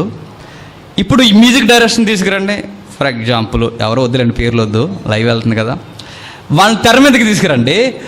ఫస్ట్ ఉన్న టాలెంట్ ఏమైనా కొంచెం వర్తిస్తుందేమో కానీ నెక్స్ట్ ఏమైనా వర్తిస్తాయా? యుద్ధశాలి అంటే ఎలా ఉండాలి కటౌట్? ఇప్పుడు మ్యూజిక్ డైరెక్టర్ కటౌట్లు ఎలా ఉంటాయి? సుఖం వీడి దగ్గర ఉందన్నట్టు ఉంటాయి, చూసారా? ఇలా ఎదరకు వచ్చేసి ఇలా పెరిగిపోయి ఇలాగా మౌ తట్టుకుని అని పాడుతుంటారు. మనకు అయ్యే నచ్చుతాయిలండి, ఆ బర్రిగొద్దులే నచ్చుతాయి. మనం ఎంత చక్కగా మధురంగా పాడుతున్నాడో అనుకుంటాం. ఆయనకున్న టాలెంట్ చూడండి. ఆయన యుద్ధశాలి, యుద్ధశూరుడు. చూడ్డానికట రూపస్ చక్కగా ఉంటాడట. ఇన్ని టాలెంట్స్ ఉన్నాయి ఎవరికి? దావీదుకి. ఉన్నాయి కాదు, దేవుడు ఇచ్చాడు. ఆ మాట కరెక్ట్. ఉన్నాయంటే మళ్ళీ దావీదుకి ఆ నీతి వెళ్ళిపోతుంది. ఆ నీతి ఎవరిచ్చారు, లేదా ఆ టాలెంట్స్ ఎవరిచ్చారు, ఆ గౌరవం లేదా ఆ గుడ్లు ఎలా వచ్చిందంటే దావీదుకి ఒకే ఒక అడ్రస్, దేవుడు. కంపేర్ చేయండి కావాలంటే. ఇప్పుడు ఏ డైరెక్టర్కి కొలతలు సరిపోతాయా? మ్యూజిక్ డైరెక్టర్కి ఏం ఉండవు. అది ఉంటే ఇది ఉండదు, ఇది ఉంటే అది ఉండదు. అవునా? ఇప్పుడు ఒక ఇంటర్నేషనల్ డయాస్ మీద మన తరపున ఒకరు వాయించడానికి వెళ్ళాడు ఆయన. అంతా బాగుంది, మరి అలా ఉంది. వాళ్ళ మధ్య ఒక దిష్టి చుక్కలా ఉంటాడు అనమాట. ఎవరి మధ్య? ఫారినర్స్ దగ్గర. ఏంటి మరి, అంతే మరి.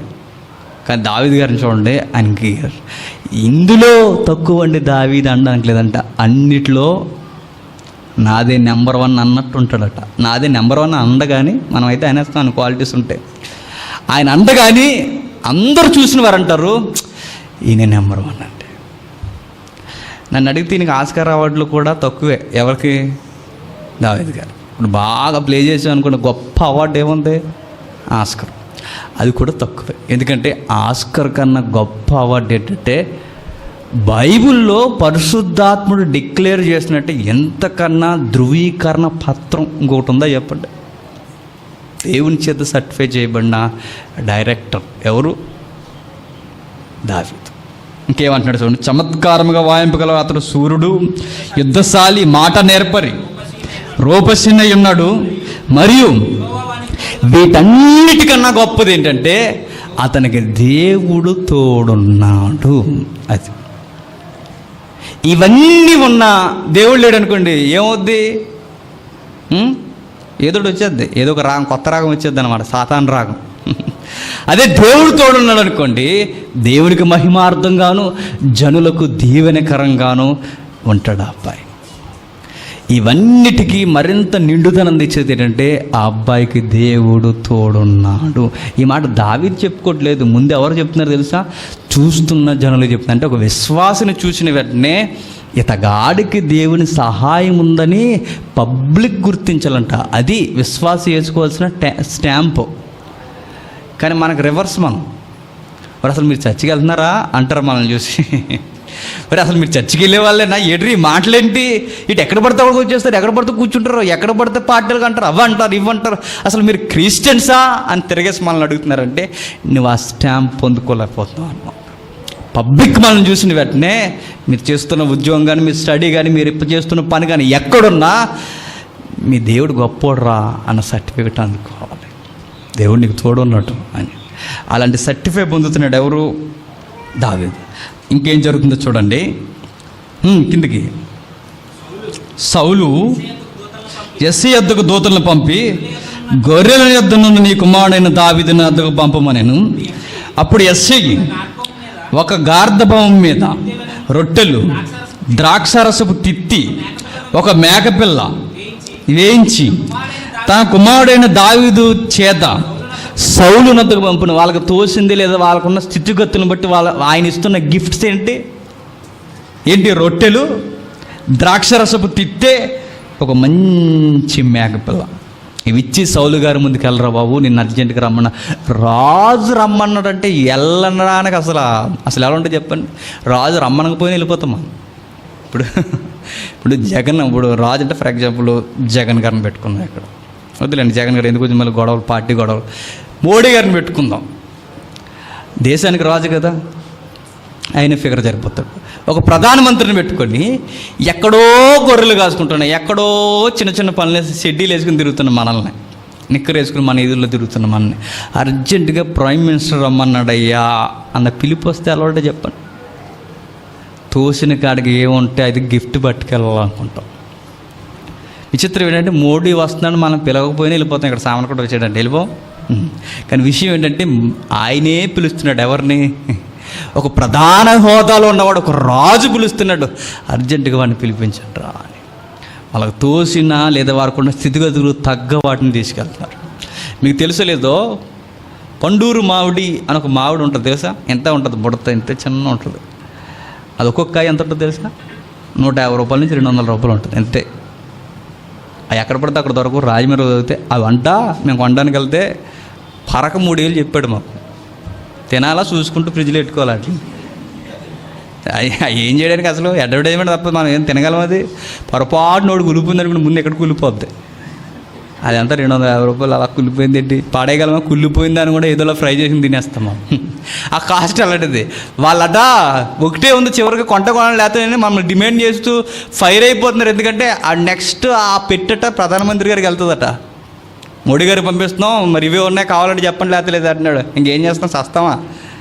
ఎలాగ తినాలన్న ఇప్పుడు గోలు మాకు అన్ని వద్దు కానీ దాన్ని ఆఫ్ చేసి ఇవ్వరా నాయన. అందరూ 2 కుళ్ళిపోయి ఇంకేం చేస్తాం, ఎవడ తెప్పుకుంటాం. విషయం ఏంటంటే వాళ్ళు పంపిస్తున్నారు, వాళ్ళ దగ్గర ఉన్నది ఏంటంటే ద్రాక్ష రసము, రొట్టెలు. ఒక మధ్యతరగతి కుటుంబం, వాళ్ళ దగ్గర ఉన్నవి రాజుగా పంపిస్తున్నారు. తీసుకెళ్ళి ఆ పైలట్ ఎవరు? దావీదే. ఆయన తీసుకెళ్తున్నప్పుడు ఇప్పుడు ఏం జరుగుతుంది చూడండి. వెళ్ళాడు దావీదు సౌలు దగ్గరకు వచ్చి అతని ఎదుట నిలబడగా సౌలునకు బహు ఇష్టము పుట్టెను. అతడు సౌలు ఆయుధములు మోయేవాడు. ఆయన చూసిన వెంటనే ఏం పుట్టేసిందట? ఇష్టం, నచ్చేసాడట. అలా ఉన్నాడు ఆ అబ్బాయి చూసిన వెంటనే. చక్కగా బాగున్నారు అబ్బాయి ఉండిపో అన్నాడు అన్నమాట. వెంటనే ఆయన ఏమైపోయాడంటే బాడీ గార్డ్ అయిపోయాడు. ఎవరు? ఈయన బాడీ గార్డ్గా పెట్టుకున్నారంటే మరి మీకు అర్థం అవ్వాలి ఆయన ఎలా ఉండాలో మీకు పెట్టుకోండి. నెక్స్ట్ ఈయన ఇంతకీ ఏ విషయం మీద తీసుకొస్తున్నారంటే చెప్పండి, వాయించడానికి. ఈయనకు దురాత్మ దిగినప్పుడల్లా అలా ప్లే చేస్తుంటే అది అలా పోవాలన్నమాట. విషయం ఏంటంటే బాగా గమనించండి, గాడ్స్ ప్లానింగ్ అనేది ఎలా తిరుగుతుందో చూడండి. మీరు ఎప్పుడు ఇలా చదివేస్తే అర్థమవుతుంది. దీని వెనక దేవుని యొక్క అదృష్ట హస్తం పనిచేస్తుంది. హస్తం మీకు ఎలా అంటున్నాను మళ్ళీ ఎలా పనిచేస్తుంది అనుకోకండి. అంటే మీకు అర్థం అవ్వాలంటే దేవుడు కలగజేసుకుంటున్నాడు అనడానికి మీరు చూడండి. అతను పొగరు అతను దెబ్బతీసింది, ఆత్మ దావీదు మీదకి వచ్చింది, సింహాసనం దావీదు ఎక్కాలి అంటే దురాత్మని వదిలించడానికి ఇప్పుడు ఎవరు కావాలి? దావీదే కావాలి. ఇదంతా ఎవరో కరెక్ట్గా ఒక స్క్రిప్ట్ రాస్తున్నట్టుందో చూడండి. ఇదంతా నడిపిస్తున్న డైరెక్టర్ ఎవరో తెలుసా? చెప్పండి, దేవుడు. ఆ పదాలు మంచివి కాదు కానీ దీన్ని అంతా నడిపిస్తున్నది ఎవరంటే దేవుడే. అంటే దేవుడు నడిపించేస్తున్నాడా కావాలని కాదు కానీ తన పిల్లలకట తన భక్తులకి పరిస్థితులట అనుకూలపరుస్తారట. ఆ టైంకి అలా కలిసి వస్తుంటాయి అన్నమాట. మనకు ముందు అర్థమవుతుంది ఏంటి నేను ఎలా వెళ్తున్నానంటే ఎలా వెళ్తున్నాను. ఒకరోజు అర్థమవుద్ది నేను అందుకే ఎలా వచ్చాను అని. నిజం. నేను ఎందుకు వచ్చాను ఇక్కడికి? అనవసరంగా వచ్చాను, జుట్టు పీకేసుకుంటా ఏదోలాగా వెళ్ళిపోవాలని చూస్తాం కానీ వెళ్ళడానికి కుదరదు, మొత్తం బ్లాక్ అయిపోతాయి అన్నీ. తర్వాత అర్థమవుద్ది ఇక్కడ రాకపోతే నేను ఏమైపోదునో అని. అప్పుడు అర్థమవుతుంది, కొన్ని లేటుగా అర్థమవుతుంటాయి మనకి అలాంటి విషయాలు. మీకు మనకు ముందే గ్రంథకర్త ఏంటంటే మొత్తం ప్లానింగ్ అంతా దేవుడిది నడుస్తుంది చూడండి. ఎక్కడ గొర్రెలు కాపరి, ఎక్కడ రాజుకోటలకి ఈయన రావడం ఏంటి, ఇక్కడ బాడీ గార్డ్ అయిపోవడమే కాదు, ఆయనకున్న మానసికమైన ఒత్తిడిని ఈయన తగ్గించడానికి ఈయన దగ్గర టాలెంట్ ఉండడం ఏంటి. ఎవరికైనా టాలెంట్ ఉంటుంటే ఆ ప్లేస్ ఎవరిది? ఏరేవాడిది. విషయం ఏంటంటే ఎవరికే లేదు, అంత చమత్కారంగా వాయించేవాడు. ఎవరికి ఉంది? దావీదుకు ఉంది. ఎందుకుంది?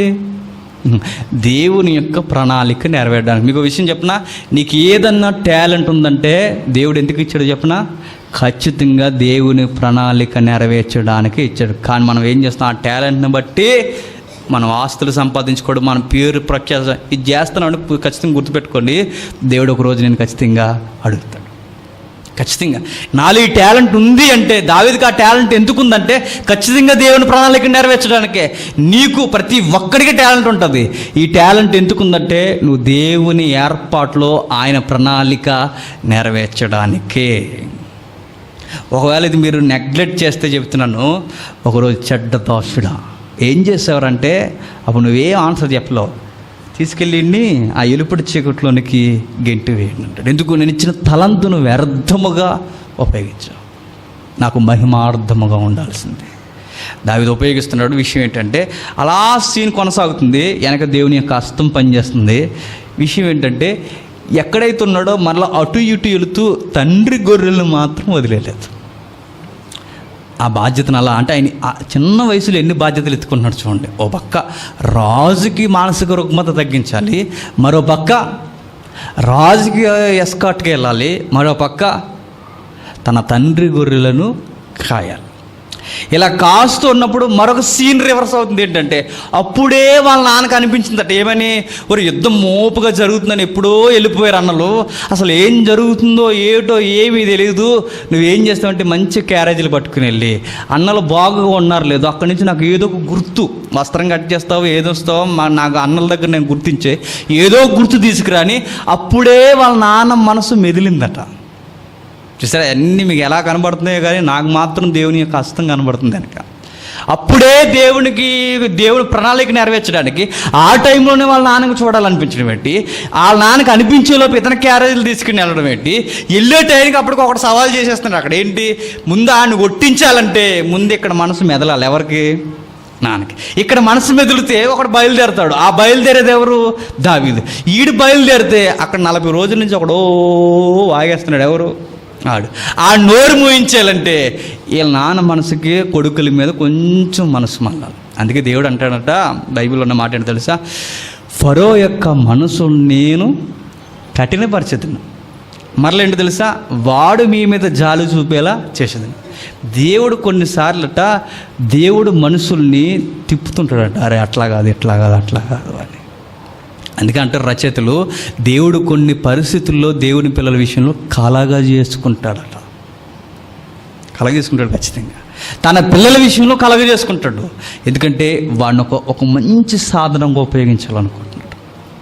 అందుకే వెళ్తున్నాడు, క్యారేజ్ తీసుకెళ్తున్నాడు. దావీదు గారు తీసుకుని వెళ్తున్నప్పుడు సౌండ్ వినబడుతుంది, మనకు తెలుసు. ఇదంతా చాలాసార్లు చెప్పుకున్నాం కదా, ఇప్పుడు అంతా వద్దులేంటే.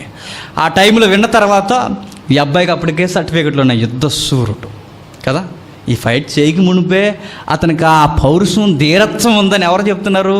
గ్రంథకర్త చెప్తున్నాడు, పరిశుద్ధాత్మ చెప్తున్నాడు. విన్న తర్వాత అడిగేసాడు, ఎవడంటే ఎవడాడు పెహల్వాన్ అన్నారు. ఎవరు? నువ్వు అలా మాట్లాడు, మరి నీ వయసు నీ మాట్లాడన్నారు. ఎవరిని? సరే, ఏమంటున్నాడంటే, మరి సౌండ్ బాగాలేదు, వాడు సైన్యంలో కదా యెహోవాను తిరస్కరిస్తున్నాడు. మయహోనా అన్నాడు. మరి కోనా అన్నారు. ఎవరిని? నీ వయసు ఏంటి, ఆ కటౌట్ ఏంటి, వాడిని చూసావా ఎలా ఉన్నాడో, వాడు కాలంత లేవు, నువ్వు నీ హైట్ ఏంటి, కొడితే మరలా నిన్ను ఎక్కడ ఎత్తుక్కోవాలి కూడా తెలియదు మాకు అంటే. ఆ సీన్ ఎలా ఉందో చూడండి, నిన్ను ఎక్కడ ఎత్తుక్కోవాలి కూడా తెలియదు, నువ్వు వెళ్ళిపోతానంటే ఊరకే అంటే. ఆయనకి ఏం ఎక్కట్లా, ఎవరికి? మరి వెళ్తాను మరి అన్నట్టు. సరే వెళ్తావా అని ఇంకా ఆ నోట ఈ నోట సౌలు యొక్క చెవుల్లోకి పోయింది. సౌలు ఎందుకు బాగా వినండి, నిజానికి గొలియాతుని సౌలు కొట్టగలడు, కానీ ఎందుకు కొట్టలేకపోతున్నాడు చెప్పనా, అప్పటికి ఆత్మ వదిలి వెళ్ళిపోయింది. నిజానికి ఇక్కడ కొట్టింది దావీదు కాదు, ఎవరు చెప్పండి, ఆల్రెడీ చెప్పాను మీకు, ఆత్మే. దావీదు ఎందుకు కొట్టాలన్న ఆతృత వస్తుందంటే ఆత్మ నడిపిస్తుంది. నిజానికి సౌలే బాగుంటే ఈ సీన్లో దావీదు అవసరమే లేదు. సౌలు సేవలో పడేసరికి ఓకే నువ్వు వెళ్ళు అంటున్నాడు. సీన్ అంతా చూడండి, ఎవరో అనుకుండి నువ్వు ఎలా యాక్ట్ చేయాలి, ఏదో క్రిస్మస్ నాటకంలో చూడండి, నువ్వు ఎలా ఉండాలి, నువ్వు ఈ టైంకి ఈ డైలాగులు చెప్పాలి, మొత్తం అన్నీ జరిగిపోతున్నట్టు అలాగే జరుగుతుంది. ఏదోలా దావీదుని ఎంకరేజ్ చేశారు. ఎంకరేజ్ చేసిన తర్వాత సీన్లోకి వెళ్ళిపోయాడు. ఒక్కటే దెబ్బ, ముందుకు పడలేదు బాడీ, మీకు చెప్పాను, ముందుకు పడింది బాడీ, వెనక్కి పడలేదు. ఎందుకంటే ఫైట్ చేసింది దావీదు కాదు, మరి దేవుడు. ఎందుకంటే ముందు నుంచి కొడితే బాడీ ముందుకు పడకూడదు, వెనక్కి పడాలి. స్ట్రోక్ ముందు నుంచి వచ్చిన బాడీ ముందుకు పడిందంటే ఖచ్చితంగా కొట్టింది ఎవరు? దేవుని యొక్క ఆత్మకార్యమే. అది ముందు లెసన్లో మనం చూస్తాం. ఓకే, పడిపోయాడు, బాడీ తల నరికేసాడు, తీసుకొచ్చేసాడు. ఇప్పుడు బాగా వినండి, పెద్ద ఆర్కెస్ట్రా వచ్చేసింది. ఇప్పుడు ఎక్కడికి? సీన్లోకి. ఇప్పుడు వీళ్ళందరూ హెర్క్యులస్ మూవీ చూసారా? హెర్క్యులస్ గ్రీకు దేవుళ్ళకి సంబంధించింది. హెర్క్యులస్ హీరో వస్తున్నప్పుడు అతను ఎలా వస్తాడు అనుకున్నా, ఈ చేతిలో 10 తలకాయలు, ఈ చేతిలో 10 తలకాయలు, దాన్నే కాపీ కొట్టాడు రాజమౌళి. అయినా మనకు సెట్ అవ్వలేదు మనకి. ఇందులో 10 తలకాయలు ఇలా పట్టుకుని ఏదో గోల్డ్ సెన్స్లు వేసుకుని ఆ రాక్ కూడా అనుకుంటావాడు. అలా వేసుకుని పెద్ద ఆకారం వేసుకుని జుట్టు ఇలా పెంచుకుని సేమ్ అవి కొంచెం బైబిల్ కాపీడు. అదే సంసోను ఇవన్నీ అది ఎంత ఉంటుంది మీకు అది చూస్తే అర్థం ఉందిలేంటే. ఇలా పట్టుకుని వస్తాడు. వచ్చినప్పుడు గాన ప్రతిగానతో ఎదరికి వచ్చినప్పుడు ఇలా పుచ్చకాయలు పడేస్తాడు టేబుల్ మీదకి, ఏంటి తలకాయలు. అప్పుడు సాంగ్ ప్లే చేస్తారు, రాజులు రాణీలు వీళ్ళందరూ, వీరుడు సూర్యుడు అని. సేమ్ సీను దావీదు, సౌలు వీళ్ళందరూ యుద్ధాన్ని జయించి వాడిని కొట్టేసి సీన్లోకి నుంచి బయటకు వస్తున్నారు, సిటీలోకి వస్తున్నారు. వస్తున్నప్పుడట కొన్ని టీమ్స్ వచ్చాయంట. ఆ టీమ్స్లో భయంకరమైన దుర్వార్త ఏంటంటే పురుషులు లేరు. ఉన్నదందరూ ఎవరో ఆ గాన ప్రతిగానాలు చేసేది. అంటే ఆ సింగర్స్ అందరూ ఎవరంటే చెప్పండి. అదే ఆ స్త్రీలు చూద్దాం. ఆ స్త్రీలు ఎవరు వీళ్ళందరూ అంటే ఎవరో చూడండి. వీళ్ళందరూ ఎవరంటే మెయిన్ సింగర్స్. వాళ్ళు మంచి చక్కగా పాడతారట. ఏం జరుగుతుందో చూడండి, సీన్ ఏం జరుగుతుంది వచ్చి చెప్పు బ్రదరు. 18వ అధ్యాయం 6వ వచనం 18 నుండి ఒక 5 చూద్దాం ఒకసారి, ఎందుకంటే ఒక మంచి మాట ఉంది అక్కడ. దావీదు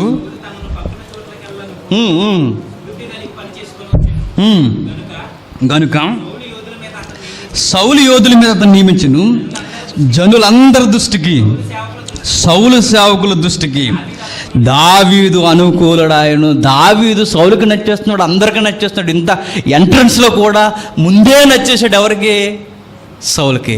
కానీ ఇప్పుడు సీన్ మారిపోతుంది చూడండి. ఎందుకు మారిపోతుంది ఇప్పుడు మనకు అర్థం. 6వ వచనం. దావీదు ఫిలిష్తీని హతము చేసి తిరిగి వచ్చినప్పుడు స్త్రీలు ఇశ్రాయేలు ఊళ్ళన్నిటి నుండి వచ్చేసారంటే 1 ఊరు 2 ఊర్లు 3 ఊర్లు కాదు, మరి ఇశ్రాయేలు భూభాగం, పాలస్తీనా భూభాగం లేదా పాలుదేలు ప్రవేశించు ఊర్లు అన్నిటి నుండి వచ్చేసి తంబురతోను సంభ్రమతోను వాయిద్యములతోను పాడడమే కదట, మరి నాట్యం ఆడుచు. ఇది ఫ్యాషన్ అయింది కదా ఈ మధ్య. 6 కొట్టినా 4 కొట్టినా వరల్డ్ కప్ జరుగుతుంది కదా, మ్యూజిక్ ప్లే చేస్తున్నారు, వేసే ఇంకా డ్యాన్స్ మామూలు డయాస్ దద్దరెళ్ళిపోలే వేస్తారు. ఆ 4 ముందు ఆ 4 కన్నా మనకు ఎప్పుడు 4 వేస్తాడా అంటాం వీళ్ళ కోసం. ఇప్పుడు అలాంటి ప్రాక్టికల్ ఎక్కువైపోయారు. ఈ సీన్ చూద్దామనేసి ఇటుకి 6 కొట్టినందుకు ఆనందం కాదు, మరి ఈ సిస్టర్స్ డ్యాన్స్ చేస్తే చాలు. అది ఎవడో 6 కొడితే బాగుంది అనుకుంటాడు అనమాట. ఆ డయాస్ వైపు చూడడానికి. విషయం ఏంటంటే వాయిద్యాలు వాళ్ళే, పాటలు వాళ్ళే, పొగడతలు. ఇంకే విషయం ఏంటంటే వాళ్ళే డాన్సర్స్ కూడా. ఏం చేస్తున్నారు ఇంత చేసి ఇలా అడావుడంటే ఆ స్త్రీలు గాన ప్రతిగానములు చేయొచ్చు, వాయించుచు సౌలుకి 1000 కొలదియు దావీదుకి 10,000 కొలదియు శత్రువులు హతము చేసిరని. ఏటట సాంగ్ ఏంటి? ఎందుకు వాళ్ళు పాడే సాంగ్ ఏంటి? ఆ సాంగ్లో ఏం కనబడుతుందంటే మంచిగా చాలా రంగరంగ వైభవంతో వెల్కమ్ చెప్తున్నారు. వీరులుగా ధీరులుగా వస్తున్నారు. వీళ్ళు ఫైట్ చేయకపోయినా కనీసం మినిమం నాలెడ్జ్ ఏంటంటే ఆయన కింగు. ఎవరు? సౌలు గారు. అప్పటికి ఈయన ఇంకా అధికారికంగా రాజు అవ్వలేదు. దేవుని ప్రణాళికలో రాజు అయిపోయినా అధికారికంగా ప్రభుత్వ లాంఛనాలతో రాజు అవ్వలేదు. ఎవరు? దావీదు గారు అవ్వలేదు. కనుక వీళ్ళు అప్డేట్ అయిపోరు. ఎవరు? స్త్రీలు. నన్ను అడిగితే కొంచెం పురుషులైనా కొంచెం ఇబ్బంది పడకపోతున్నామో. ఎవరు? చాలామంది పురుషులు మీరు గమనించండి, నీ ఎవరు పొగుడిని ఇబ్బంది పడరేమో కానీ నేను పక్కన పెట్టి ఇంకొకరిని మీ సిస్టర్సే పొగిడేస్తున్నారు అనుకో, ఏమంటాం? మామూలుగా చెప్పు, ఇలా అంటమ్మా. నీకు ఏంటి ఆడికి ఉన్నదని నాకు లేనిది ఏంటి? మామూలుగా ఉండదు. ఇంకా సౌండ్ ఇంకా అక్కడ గులాబ్ జామీలో కొట్టేము. అంటే ఇక్కడ సీన్ ఎందుకు ఇంత సీరియస్ అవుతుందంటే స్త్రీలు పాడుతున్నారు. అది అసలు వచ్చిన గొడవ. ఆ స్త్రీలు పాడుతున్నారు. ఏమని పాడుతున్నారంటే దావీదు గట 10,000, సౌలు గట 10,000 అన్నారట. దావీదుకు 10,000, సౌలుకు 1,000 అన్నారు. అది వింటున్నాడు ఎవరు? బాగా విని ఇంత దరిద్ర సాంగ్ ఎవడు పాట తెలుసా అన్నారట. ఎవరు? సౌలు గారు. ఏమన్నా రాస్తాడు ఇలాగా? అసలు రైటర్కి బుర్ర ఉందా అని అంటే డైలాగ్ వచ్చే సమాజంలోనికి. ఇప్పుడు ఈ టీవీల్లో ప్రోగ్రాంలు ఇస్తారు కదా, ఆ పదం అక్కడ రాయకూడదు, అది అలా పాడకూడదు, దాన్ని ఎలా లాగాలి. ఎందుకు? వాడి సీనియారిటీ చూపించుకోవడానికి. వాడికి ఏమాత్రం వాడిని దాటేసేలా ఉంటే వాడు ఎన్ని వంకలు పెట్టాలి అన్ని వంకలు పెడతాడు. ఎందుకంటే ఇగో మరి టచ్ అవుతుంది. సౌలు కూడా చూడండి. సౌలు ఏంటంటే నచ్చలేదట సాంగ్, అందరికీ ఊపినిస్తున్న సౌలుకి మాత్రం ముఖం వికారంగా మారిపోయింది. అప్పుడు ఏం జరుగుతుందో చూడండి. ఆ మాటలు సౌలుకు ఇంపుగా ఉండనందున అతడు బహు కోపము తెచ్చుకొని దావీదునకు 10,000 కొలది అనియు నాకు 1,000 కొలదనియు స్తుతులు పాడిరే రాజ్యము తప్ప మరి ఏమతడు తీసుకొనగలడు అనుకోని.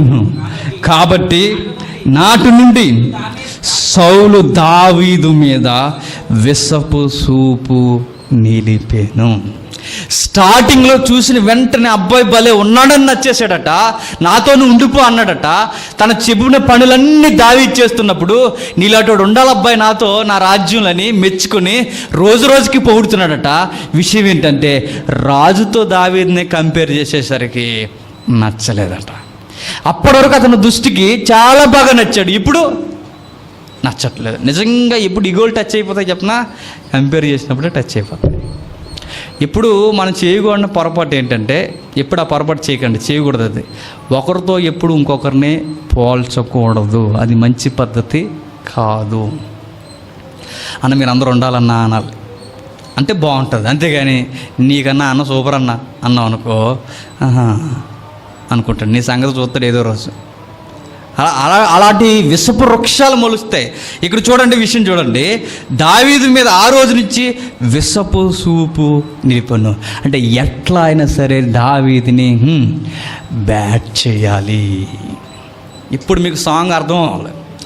ఎట్లా అయినా సరే దావీదుకున్న ఫేమ్ను తగ్గించేయాలి, ఎట్లా అయినా సరే దావీదుకున్న గౌరవాన్ని తీసి పడేయాలి, అవసరమైతే చంపి పడేయాలి. ఇలాంటి ఆలోచనలన్నీ గూడు కట్టేసుకున్నాయి ఎవరిలో? దావీదులో. ఇప్పుడు 10వ వచనం చూడండి.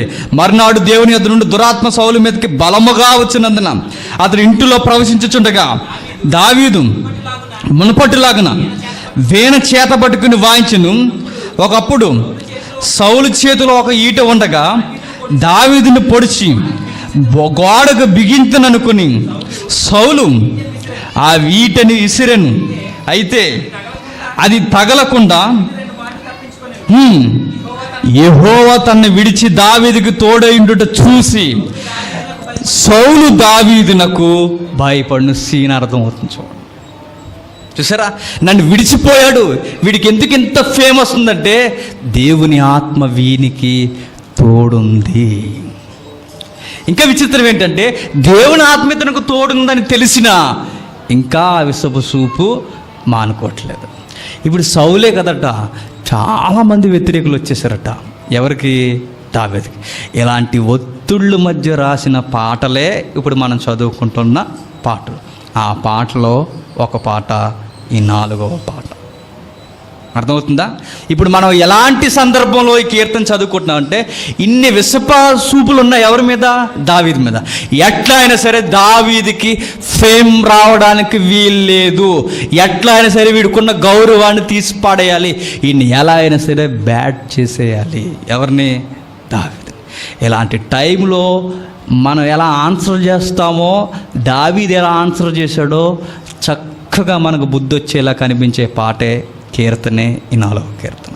అసలు అలాంటి టైంలో ఎలా ఆన్సర్ చేస్తాడో ఎవరైనా అయితే ఎలా చేస్తాడు? ఇప్పుడు నా మైనస్లు ఎవడన్నా లేనివి మాట్లాడుతున్నాడు అనుకోండి, నేనేం చేస్తాను? వాడు మైనస్లు మాట్లాడతాను. కానీ దావీదు అట్లా కాదు. ఎలాంటి ఆన్సర్ ఇచ్చాడో మనకు చెప్పడానికే దావీదు ఇస్తున్న ఈ కీర్తన. చూద్దాం, ఇప్పుడు స్టడీకి వెళ్దాం. 4వ కీర్తన తమ్ముడు, 4వ కీర్తన మొదటి వచనం నుండి. నా నీతికి ఆధారమగు దేవా, విరుకులో విశాలత కలగజేసిన వాడు. ఎంత మంచి మాట అన్నాడు చూడండి. తంతి వాయిద్యములతో పాడదగిన కీర్తన, నా నీతికి ఆధారమగు దేవా అన్నట్టు. నా నీతికి ఆధారమగు. నీతి నాది కాదు. ఈరోజు నాకు ఒక పేరు ప్రఖ్యాతులు లేదా నన్ను ఒక మంచి ఉదాహరణగా తీసుకుంటున్నారంటే దానికి ఆధారం ఎవరు? నువ్వే అన్నాడు. ఎంత క్లారిటీ ఉందో చూడండి దావీదుకి, ఎంత క్లారిటీగా ఆయన మాట్లాడుతున్నాడు చూడండి. నా నీతికి ఆధారమగు దేవా. అసలు నేను ఎక్కడో గొర్రెలు కాచుకునేవాడిని, ఈరోజు నేను ఎక్కడికి వచ్చానంటే అది నా యొక్క గుడ్ విల్ కాదు, అది కేవలం నువ్వు ఇచ్చిన గిఫ్ట్. నువ్వు నాకిచ్చిన గిఫ్ట్ కనుకే, నువ్వు నాకిచ్చిన పరిస్థితులు కనుకే, నువ్వు నన్ను నియమించిన వాడు కనుకే, నీ ఏర్పాట్లో నేను ఉన్నవాడిని కనుకే నేను ఖచ్చితంగా మొరపెడితే నాకు ఆన్సర్ చేస్తావు అంటున్నాడు. ఈ మొదటి వచనంలో ఎవరితో మాట్లాడుతున్నాడంటే, ఎవరితో? దేవునితో మాట్లాడి. ఈ కొంచెం విడదీద్దాం భాగాలుగా. ఈ మొదటి వచనం ఎవరితో మాట్లాడుతున్నాడంటే దేవునితో. ఎందుకు? బైబిల్లో మరి ముఖ్యంగా కీర్తన గ్రంథంలో మొట్టమొదటిసారిగా ప్రార్థన అన్న పదం, కీర్తన గ్రంథంలో ప్రార్థన అన్న పదం మొట్టమొదటిసారిగా ఉపయోగించిన సందర్భం ఇది, ఈ వచనమే. అర్థమవుతుందా? అర్థమవుతుంది అన్న వాళ్ళు చేయొద్దండి, వీణ వాయిద్దాం. అర్థమవుతుందా? ఓకే. మరలా, నా నీతికి ఆధారమగు దేవా, నేను మొరపెట్టినప్పుడు నాకు ఉత్తరం ఇమ్ము. ఎందుకు అలా ఆయన బలవంతం చేయట్లేదు, డిమాండ్ చేయట్లేదు, ఏమంటలేదు. ఎందుకంటే ఈరోజు నేను ఎలా ఉన్నానంటే అది నీ వల్లే, నీ వల్ల నేను ఉన్నానంటే నాకు ఖచ్చితంగా నువ్వు ఆన్సర్ చేస్తావు, సెలవు ప్రభువా అంటున్నాడు. అంటూ ఏమంటున్నాడు చూడండి, ఇరుకులలో నాకు విశాలత కలగజేసిన వాడవు నీవే. ఎక్కడట? ఇరుకులలో విశాలత కలగజేసిన వాడు. బాగా వినండి, ఒక వ్యాఖ్యానకర్త అంటాడు, ఇరుకులలో విశాలత కలగజేయడం అంటే నా ఇరుకుల్లోంచి తీసుకొచ్చి ఒక ప్లే గ్రౌండ్లో నిలబెడతాడని కాదు. దాని అర్థం ఏంటంటే ఉన్న ఆ గొడ్డు పరిస్థితుల్లోనే నీకు విశాలత ఇస్తాడు, అందులోంచి ఏం తీసుకురాడు. నువ్వు అక్కడే ఉంటావు, నువ్వు ఆ ఇరుకుల్లోనే ఉంటావు, కానీ సేఫ్ జోన్లో ఉంటావు. ఇరుకులోనే విశాలత ఇస్తావు, నీ కష్టాల్లోనే నీకు సమాధానం ఇస్తాడు. నీ పరిస్థితులు బాలేవు అనుకున్నప్పుడే నీ హృదయంలో సంతోషాన్ని నింపుతాడు. నువ్వు ఉంటే చాలయ్యా అంటున్నాడు. ఎవరు? దావీదు అని మాట్లాడుతూ, ఇరుకులలో నాకు విశాలత కలగజేసిన వాడు నీవే, నన్ను కరుణించి నా ప్రార్థన అంగీకరించుము. ఈ మొదటి వచనం ఏంటి? ప్రార్థన. ఈ మొదటి వచనంలో ప్రార్థన, ఇది ప్రార్థనే కాదు, ఈ ప్రార్థన వచనం పాట కూడా. ఈ పాటకి ఏటట సంగీతం, తంతి వాద్యం. అంటే ప్రార్థనని పాటగా మలిసి ఆ పాటని ఏ ట్యూన్ మీద ఉంచాలో ఫస్ట్ వచనం చెబుతున్నాడు అన్నమాట. నెక్స్ట్ అదే ట్యూన్లో కంటిన్యూ చేస్తూ, ఇప్పుడు ప్రార్థన అనగానే దేవునితో మాట్లాడాడు, ఇప్పుడు ప్రార్థన అనగానే దేవునితో అయితే ఇప్పుడు ప్రార్థన కదట. నెక్స్ట్ తన అపోనెంట్స్ ఎవరైతే ఉన్నారో, తన విరోధులు ఎవరైతే ఉన్నారో వాళ్ళతో మాట్లాడుతున్నాడు. రెండవ వచనం ఎవరితో మాట్లాడేది?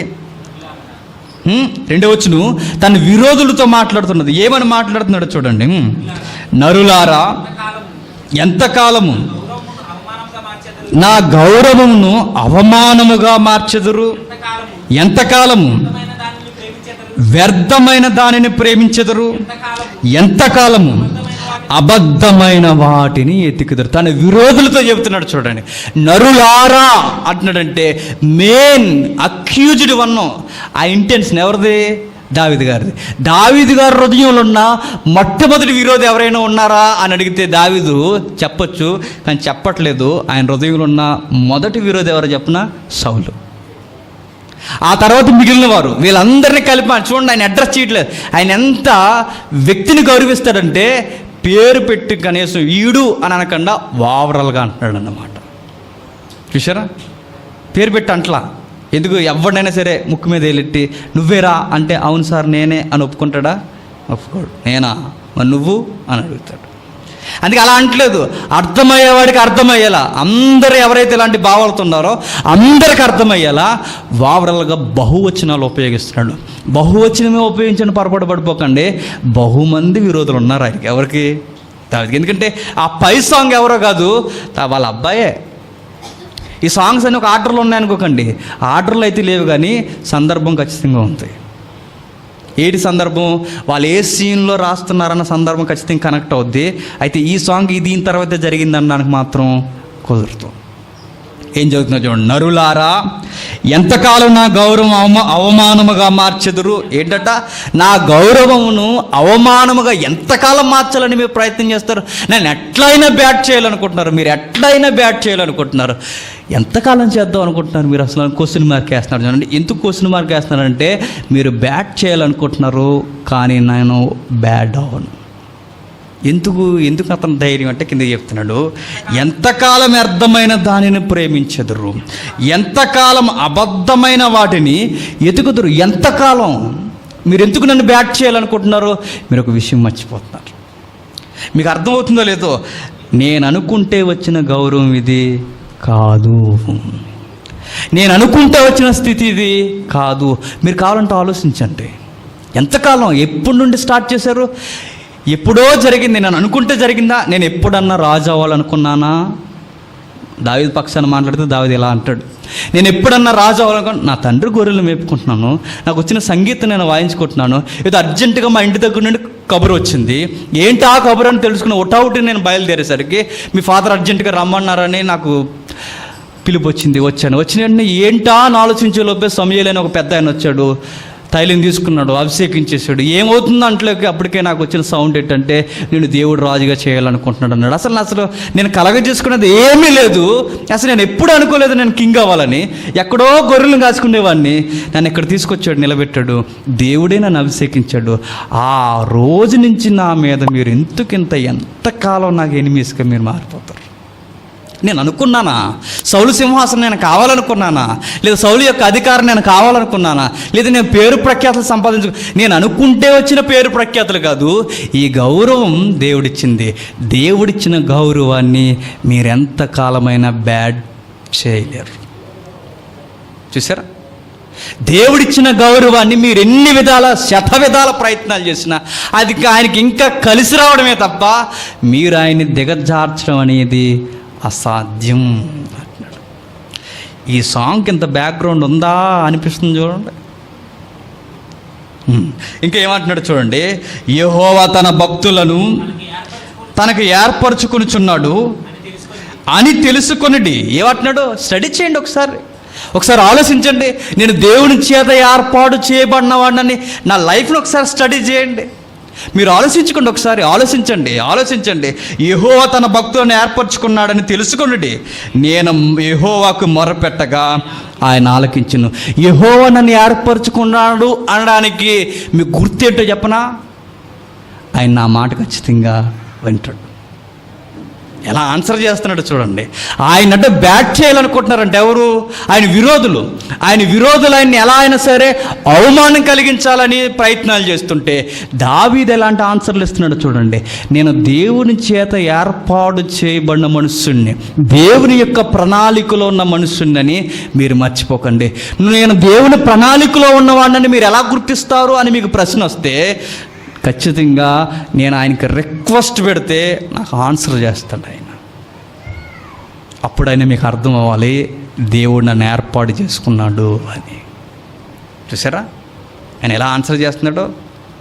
వాళ్ళు విరోధంగా ఆలోచిస్తున్నాడు, ఈయన ఏమైనా విరోధంగా ఆలోచిస్తున్నాడా? లేదు, ఆయన దేవుని యొక్క భావాలతోనే ఆన్సర్ చేస్తున్నాడు. ఆలోచించండి.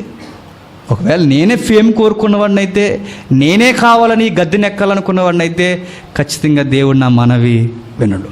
దేవుడు నేను అన్నదే, నేను కోరుకున్నదే, లేదా ఆయన చిత్తానుసారంగా ఏది అడిగినా జరిగిస్తున్నాడంటే మీకు అర్థం అవ్వాలి బహుశా వీడు దేవుని ఏర్పాటు చేయబడిన మనుష్యుడే అని. కాబట్టి జాగ్రత్త అంటున్నాడు. ఇప్పుడు నాకు అవమానం తేవాలని మీరు అనుకుంటున్నారంటే ఇప్పుడు నాతో కాదు మీరు ఫైట్ చేసేది, మరి ఎవరితో? దేవునితోనే అంటున్నాడు. చూడండి, చూసారా? ఒక శత్రువు కూడా కళ్ళు తెరిపించేలా మాట్లాడుతున్న పాటే ఈ పాట. శత్రువు కూడా కళ్ళు తెరుచుకుండాలి. అదిగో మీరు నా మీద కోపం పెంచుకుంటున్నారు, మీకు తెలియని పొరపాటు ఏంటంటే మీరు దేవునికి విరోధం అయిపోతున్నారు. ప్లీజ్ మీరు అలాంటి పని చేయకండి అంటున్నాడు. దేవుడే నన్ను నిలబెట్టుకున్నప్పుడు మీరు నన్ను నిలబెట్టకూడదు, పడగొట్టాలనుకున్నప్పుడు దేవుని ప్రణాళికలోనేమో నేను రాజు అవ్వాలని, మీ ప్రణాళికలో నేను రాజు కాకూడదని. ఇప్పుడు నా మీదకి మీరు కాలు దూవుతున్నారంటే మీరు సాక్షాత్తు ఎవరి మీద కాలు దూవుతున్నారు? దేవుని మీదకి. మీకు ఇంకా అర్థం కాకపోతే, ఇప్పుడు నేను చెబుతున్నది మీకు ఇంకా అర్థం కాకపోతే మీరు ఒక పని చేయండి అంటున్నాడు. ఎప్పుడు ఏం పని చేయాలట? నెక్స్ట్ క్వశ్చన్ చెప్తున్నాడు. భయము నుండి పాపం చేయకుడి. మీరు ఎప్పుడు ఈ సీన్ అంతా మీరు ఊహించుకుంటారు, ఎప్పుడంతా ఆలోచిస్తారంటే మీరు పడకల మీద బాగా తిని మంచి రెస్ట్ అండ్ పీస్కి వెళ్ళిన తర్వాత, లేదా మంచిగా రెస్ట్ తీసుకుంటున్నప్పుడు, మంచి అట్మాస్ఫియర్ మీరు ఉన్నప్పుడు, సంధ్య వేళ మీరు ఆకాశంలోకి చూస్తారో, మీ మిద్దెల మీద చూస్తారో, మీరు బాగా తిన్న తర్వాత ఒకసారి రివెంజ్ చేసుకోండి. ఆలోచించండి, తీరిగ్గా ఆలోచించండి. ఎందుకు గొడవలన్నీ? ఒకసారి తీరిగ్గా ఆలోచించండి. మీ పడకల మీద నుండగా మీ హృదయంలో ధ్యానము చేసి సైలెంట్ అయిపోండి అంటున్నాడు. ఆలోచించండి. మీ ఇంటికి వెళ్ళిన తర్వాత మీరు చక్కగా భోజనాలన్నీ అయిపోయిన తర్వాత ఈవినింగ్ మీరు కూర్చున్నప్పుడు, లేదా నువ్వు నిద్రపోతున్నప్పుడు అసలు ఏం జరుగుతుంది, వాడెందుకు అలా ఉన్నాడు, మేమెందుకు ఇలా ఆలోచిస్తున్నాం, ఎక్కడో గొర్రెలు కాచుకునే వీడు ఎక్కడ వరకు వచ్చాడు, అసలు మేము ఆలోచిస్తున్న ఆలోచన మంచిదా కాదా ఆలోచించండి. నేను చెప్పాల్సిన అవసరం లేదు, మీకే ఆన్సరు వస్తుంది. ఒకవేళ మీకు ఆన్సర్ వస్తే మీరు నోరు మూసుకోండి అంటున్నాడు. చూసారా ఎంత బాగా ఆన్సర్ చేస్తున్నాడు. ఇలాంటి ఆన్సర్లు అన్నీ ఇస్తున్నట్ట సౌండ్ ఏంటి, తంతి వాయిద్యం, అది అలా ప్లే అవుతూ ఉంటుంది అనమాట. ఇది ఎందుకు ప్లే చేయమన్నాడు అబ్బా అనుకున్నా నిజంగా. ఇది ఎందుకు ప్లే, అసలు ఇది ఎలా ఉంటుంది సౌండ్, అసలు ఇది అసలు ఎక్కుతుందా బుర్రకి, ఎలా ఉంటుంది అంటే అవుతుందా? గమనించండి, ఏంటంటే ఇన్స్ట్రుమెంట్ ఇప్పుడు లేటెస్ట్గా ప్లే చేసింది అది తంతి వాయిద్యం. వీడియో వద్దు, ఆ ఇమేజ్ ప్లే, వీడియో అయితే ఆవిడని చూస్తారు, అది గొడవ. ఇప్పుడు అసలు అది ఎలా ఉంటుందో ఒకసారి వినాలబ్బా అనిపించింది. ఇప్పుడు ఈ మాటలన్నీ మీరు గుర్తుపెట్టుకోండి. ఆ మ్యూజిక్ అలా ప్లే అవుద్ది. గమనిక ఏంటంటే మ్యూజిక్ ఒరిజినల్, ఆ ఇన్స్ట్రుమెంట్ ఒరిజినల్, ఆ ట్యూన్ ఉందో చూసారు, ఆ ట్యూన్ ఏదైతే ఉందో అది ఒక ఇంగ్లీష్ ఆల్బమ్కి సంబంధించింది. అది పెద్ద వ్యర్థమైన సాంగ్, అది వేస్ట్ సాంగ్. ఆ సాంగ్ మీద జస్ట్ ట్యూన్, జస్ట్ శబ్దం మాత్రమే అలా వస్తుంది, కానీ మంచిది, వినండి. తప్పుగా మాత్రం అర్థం చేసుకోకండి. కేవలం మనం ఎందుకు ఇది వింటున్నామంటే అసలు ఆ సౌండ్ దావీదు ఎలా ప్లే చేసేవాడు, అసలు తంతి వాద్యం అంటే ఎట్లా ఉంటుంది చూద్దాం ఒకసారి ప్లే చేయి తమ్ముడు.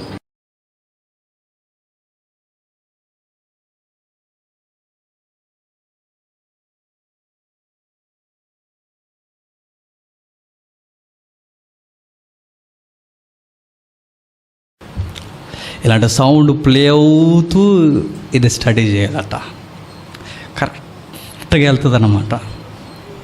మీరు అబ్జర్వ్ చేయండి, రెస్టారెంట్లు కానీ పెద్ద పెద్ద 5 స్టార్ 3 స్టార్ రెస్టారెంట్లకు వెళ్ళినప్పుడు ఇలాంటి బ్యాక్గ్రౌండ్ మ్యూజిక్కే వేస్తారు. ఎందుకు, నువ్వు ఎక్కడెక్కడో తిరిగి వస్తావు, వాళ్ళ దగ్గరికి వచ్చేసరికి ఇలా ప్లే అయ్యేసరికి కొంచెం కూల్ అయిపోవాలని అలా ప్లే అవుతుంటే ఎక్కువ సౌండ్ అంటారు, మనకి ఏదో పెళ్ళికెట్టేసినట్టు అలా ప్లే అవుతూ ఉన్నప్పుడు మనసంతా నెమ్మలంగా అయిపోద్ది. ఇలా చేసేవాడట ఎవరు, దావీదు గారు చెప్పాడు.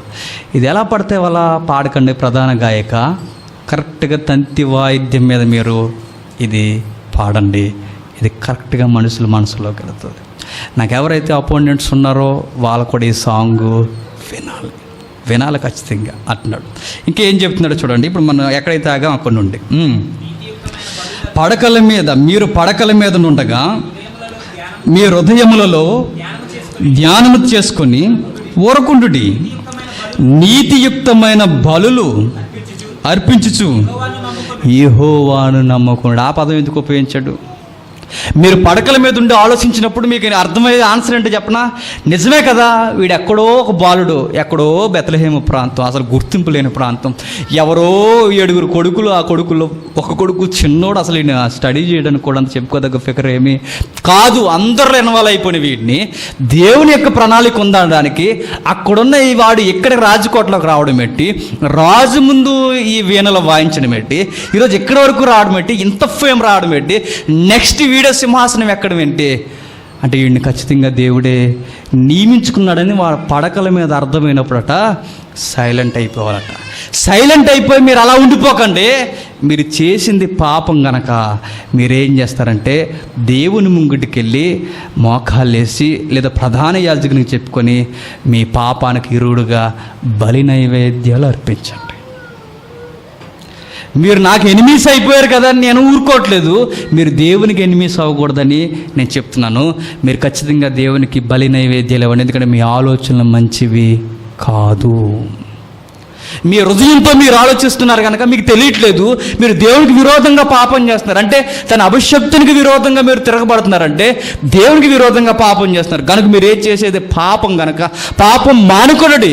ఆ పాపం మానుకొని ఊరుకొని అలా ఉండిపోకుండా దేవునితో సమాధాన పడి బలులు అర్పించండి. చూసారా ఎంత బాగా చెబుతున్నాడు చూడండి. ఇంకా కిందకి మాకు మేలు చూపువాడు ఎవడని పలుకువారు అనేకులు. ఏంటట? మాకు మేలు చూపువారు ఎవడని పలుకువారు అనేకులు. యెహోవా నీ సన్నిధి కాంతి మా మీద ప్రకాశింపచేమి. ఈ 6వ వచనంలో 2 పాయింట్లు చెప్తున్నాడు ఆయన. అయిపోయినట్టు చూడండి, ఆ మైనస్ గుర్తులో పెట్టాడు చూడండి.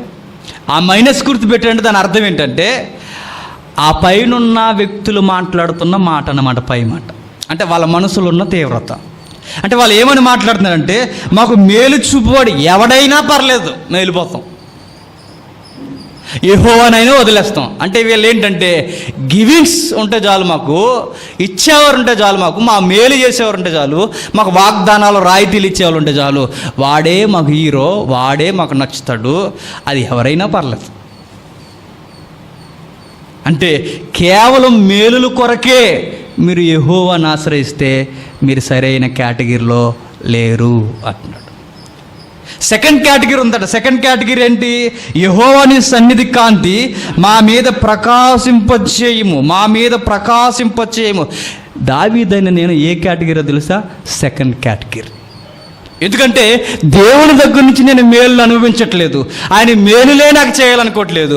ఆయన నాకు మేలు చేయకపోయినా పర్వాలేదు, ఆయన సన్నిధి కాంతి నా మీద ఉంటే చాలు. మీరు మేలులో ఆలోచించే రకం, నేను దేవుని కాంతి నాతో ఉంటే చాలు అనుకునే సెకండ్ కేటగిరీ నేను అంటున్నాడు. కాబట్టి మీరు ఆలోచించుకోండి, నేను ఎలాంటి వాడినో మీరు ఎలాంటి వారు, నేను ఎలా ఆలోచిస్తున్నాను మీరు ఎలా ఆలోచిస్తున్నారు, నా జీవితం ఒకప్పుడు ఎక్కడుంది, ఈరోజు ఎక్కడికి వచ్చింది, రేపు ఎక్కడికి వెళ్ళబోతుంది. ఇవన్నీ మీరు పడకల మీద దీర్ఘంగా ఆలోచించండి, ధ్యానించండి, మీకు అర్థమవుద్ది. మీరు పాపం చేసిన మీకు అర్థమైతే దేవునికి బలి నైవేద్యాలు ఇవ్వండి. కేవలం మీరు మేలులే చూస్తారు తప్ప దేవుని సహవాసాన్ని కోరుకోరు. నేను దేవుని సహవాసాన్ని కోరుకునే వ్యక్తిని. జాగ్రత్త అంటున్నాడు. ఇంకా చెప్తున్నాడు చూడండి, ఇంకేం చెప్తున్నాడు చూడండి. ధాన్య ద్రాక్ష రసములు విస్తరించిన నాటి సంతోషము కంటే అధికమైన సంతోషం నా హృదయములో పుట్టించితివి. చూడండి ఏమంటున్నాడు చూడండి, మంచి మాట అన్నాడు. వారి ధాన్య ద్రాక్షారసము విస్తరించిన వాటి సంతోషము కంటే. మరలా కేటగిరీ విడదీస్తున్నారు. అది ఎట్లా ఉంటుందంటే, వారి ధాన్య ద్రాక్షరసము మల్టిప్లై అయిపోయిందట, ఉన్న పాటున డెవలప్ అయిపోయింది, రెట్టింపు అయిపోయిందట. అది ఎట్లా అంటే, 1 ఎకరం కౌలుకి చేస్తున్న నేను, బాగా 1 ఎకరం కౌలుకి చేస్తున్న నేను, సడన్గా ఒక వ్యక్తి వచ్చి నీకు 100 ఎకరాలు నీయేనయ్యా, ఇక్కడి నుంచి ఆ పక్కన పొలం కనబడేవన్నీ నీయే అంటే ఆ మనిషికి ఎంత ఆనందంగా ఉంటుందో చెప్పండి. ఇన్ని రోజులు నేను కౌలుకి చేస్తున్నాను, ఇన్ని రోజులు నేను చిత్తుకి చేస్తున్నాను, ఈరోజు నాకు సొంత ఎకరాలు 100 ఎకరాలంటే ఆ మనిషి హృదయంలో ఉన్న ఆనందం ఎట్లా ఉంటుందో ఒకసారి ఆలోచించండి. వారికి ఆస్తులు పెరిగితే వచ్చే ఆనందం, దేవా బాగానండి, వారికి ఆస్తులు పెరిగితే, ఐశ్వర్యాలు పెరిగితే, వారి స్థితిగతులు పెరిగితే వాళ్ళకి ఆనందం వస్తుంది. అంతకన్నా ఎక్కువ ఆనందం ఏంటో తెలుసా? ప్రభువా గత అందరికి చెప్తున్నాడు, అంతకన్నా ఎక్కువ ఆనందం ఏంటంటే అధికమైన సంతోషం నీవు నా హృదయములో పుట్టించింది. వారి ఆస్తులు పెరిగితే వచ్చే వాళ్ళకి ఆనందం కన్నా, దానికన్నా 100 రెట్ల ఆనందం నాకు. నేను గొర్రెలు కాచుకుంటే దగ్గరైనా ఒకలానే ఉంటాను, సింహాసనం మీద అయినా ఒకలానే ఉంటాను. ఎందుకంటే నా ఆనందం స్థితిగతులను బట్టి కాదు, నా ఆనందం నా హృదయంలో నిన్ను బట్టి. మీరు ఆలోచించండి. కావాలంటే ఒక తల్లి, ఒక భక్తురాలు, తన కూతురు చచ్చిపోయింది, చాలా బిలీవర్ అవట. ఆ బుక్ పేరు నాకు సరిగ్గా గుర్తులేదు. అవి చచ్చిపోతే అందరూ ఏడుస్తున్నారు, అందరూ ఓదారుస్తుంటే కానీ విషయం ఏంటంటే అందరికి తెలియని ఒక హృదయ ఆనందం తన గుండెల్లో ఉంది. అందరూ కూతురు చచ్చిపోయింది, అయ్యో మంచి కూతురు చచ్చిపోయింది అనుకుంటున్నారు. బయట బాధ ఉంది, కానీ ఏదో తెలియని ఆనందం తన హృదయంలో ఉంది. ఆ టైంలో ఎవరికి చెప్పినా ఆ సీన్ ఎవడో అర్థం చేసుకోడు. మీరు కావాలంటే అడగండి భక్తుల్ని, అరే ఇంత పరిస్థితులు ఎలా ఉన్నప్పుడు, అస్సలు బాగాలేనప్పుడు నువ్వు ఎలా హ్యాపీగా ఉండగలుగుతున్నావురా అంటే వాడి దగ్గర కూడా ఆన్సర్ ఉండదు. ఏమో అలా ఉంది మరి అంటాడు. నిజంగా అన్ని బాగో పరిస్థితులు, అస్సలు బాగో, కానీ మనం కొంచెం హ్యాపీగానే కనిపిస్తాం. మన ముఖ తేజస్సు కూడా బాగానే ఉంటుంది, కానీ మనతో తిరిగిన వాళ్ళందరూ వాలిపోతుంటారు. ఎందుకంటే నీకు అసలు కనీసం నీకు బాధ, సీకు, సింత ఏమీ లేదంటే, ఏమోరా కొంచెం హ్యాపీగానే ఉంటున్నాను అంటాం. దావీదు అంటున్నాడట, నేను ఎలా ఉన్నా, ఎనిమిస్ నాకు ఎక్కువైపోయినా, నా పరిస్థితులు ఈ ఆస్తులను బట్టి ఇవన్నీ కాదు ప్రభువా, నిన్ను బట్టే. ప్రజలైన మీరు కూడా గమనించుకోండి, మీకు ఆస్తులు పెరిగితే ఆనందం, నాకు యెహోవాతో ఉంటే ఆనందం. ఆయన హృదయమందు సంతోషం ఉంచాడు. ఇంకా మంచి మాట అంటున్నాడు చూడండి. యెహోవా నెమ్మదితో పండుకొని నిద్రపోవుదును. ఏంటట సీన్ ఎంత భయంకరంగా ఉంటానట, ఈయన ఏం చేస్తాడట, పడుకుంటాను ప్రభువా అన్నాడట. మనం ఆ సీన్లో ఉంటే అసలు మనిషివా అన్నట్టు ఉంటుంది. ఎవరిని? దావీదుని. ఇటు ఇంతమంది కుట్రలు పడుతున్నాడు. మన నిజానికి నిద్ర ఎప్పుడు రాదు చెప్పండి? నిద్ర ఎప్పుడు రాదు? వాడు నన్ను ఇలా అన్నాడు, ఇంక నిద్ర రాదు మనకి. నన్ను ఇలా అన్నాడు, అసలు ఇలా అనొచ్చాడు, నన్ను ఇలా అర్థం చేసుకోలేదు మా ఆవిడ, లేదు మా ఆయన ఇలా అన్నాడు, మా పిల్లలు ఇలా అన్నారు, ఇలా అన్నారు. మనకి ఎక్కువ మనుషులకి నిద్ర పట్టకపోవడానికి కారణం ఏంటంటే చెప్పండి, మనుషుల యొక్క మాటలు మన చెవుల్లో అలా జ్ఞాపకం చేసుకుంటాం, మన హృదయంలో అలా ఉంటాయన్నమాట. అందుకే నిద్ర పట్టద్దు.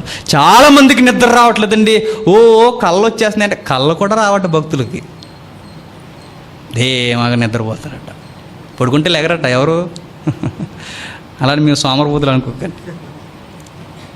యేసుక్రీస్తు వారు చూడండి, మొత్తం అంత అల్లకొల్లం అయిపోతుంది. ఆయన చాలా సేఫ్టీగా చక్కగా నిద్రపోతున్నాడు. ఆయన పౌలు గారిని చూడండి, ఆయన కూడా నిద్రలేములు ఉన్న అవకాశం దొరికినప్పుడు నిద్రపోతారు.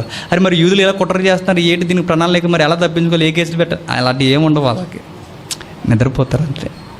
దావీదు గారిని చూడండి, ఎలాంటి అట్మాస్ఫియర్లో నిద్రపోతున్నావయ్యా అంటే, దావీదు గారు ముందు స్టార్టింగ్లో చెప్పాను, దావీదు కీర్తనలో పారిపోతూనే రాశాడు. అవునా? పారిపోతూనే ఈ ప్లేస్కి వెళ్ళిన తర్వాత ఆ ప్లేస్లో ఉండేసరికి ఎనిమిస్ వచ్చేస్తున్నారు, ముందే ఇన్ఫర్మేషన్ వస్తుందట. దావీదు అంటాడట, కొంచెం రెస్ట్ తీసుకుని వెళ్దాంలే అంటాడట. అసలు నువ్వు మనిషిగా అనాలి. అప్పుడు మనం వాళ్ళు వచ్చేస్తున్నారయ్యా, 100 మంది వచ్చేస్తున్నారంటే రానే, పొద్దున్న ఎర్లీ మార్నింగ్ బయలుదేరదాం, కంగారే ఉంది అంటాడట. ఎవరు? దావీదు గారు. అంటే నెమ్మది.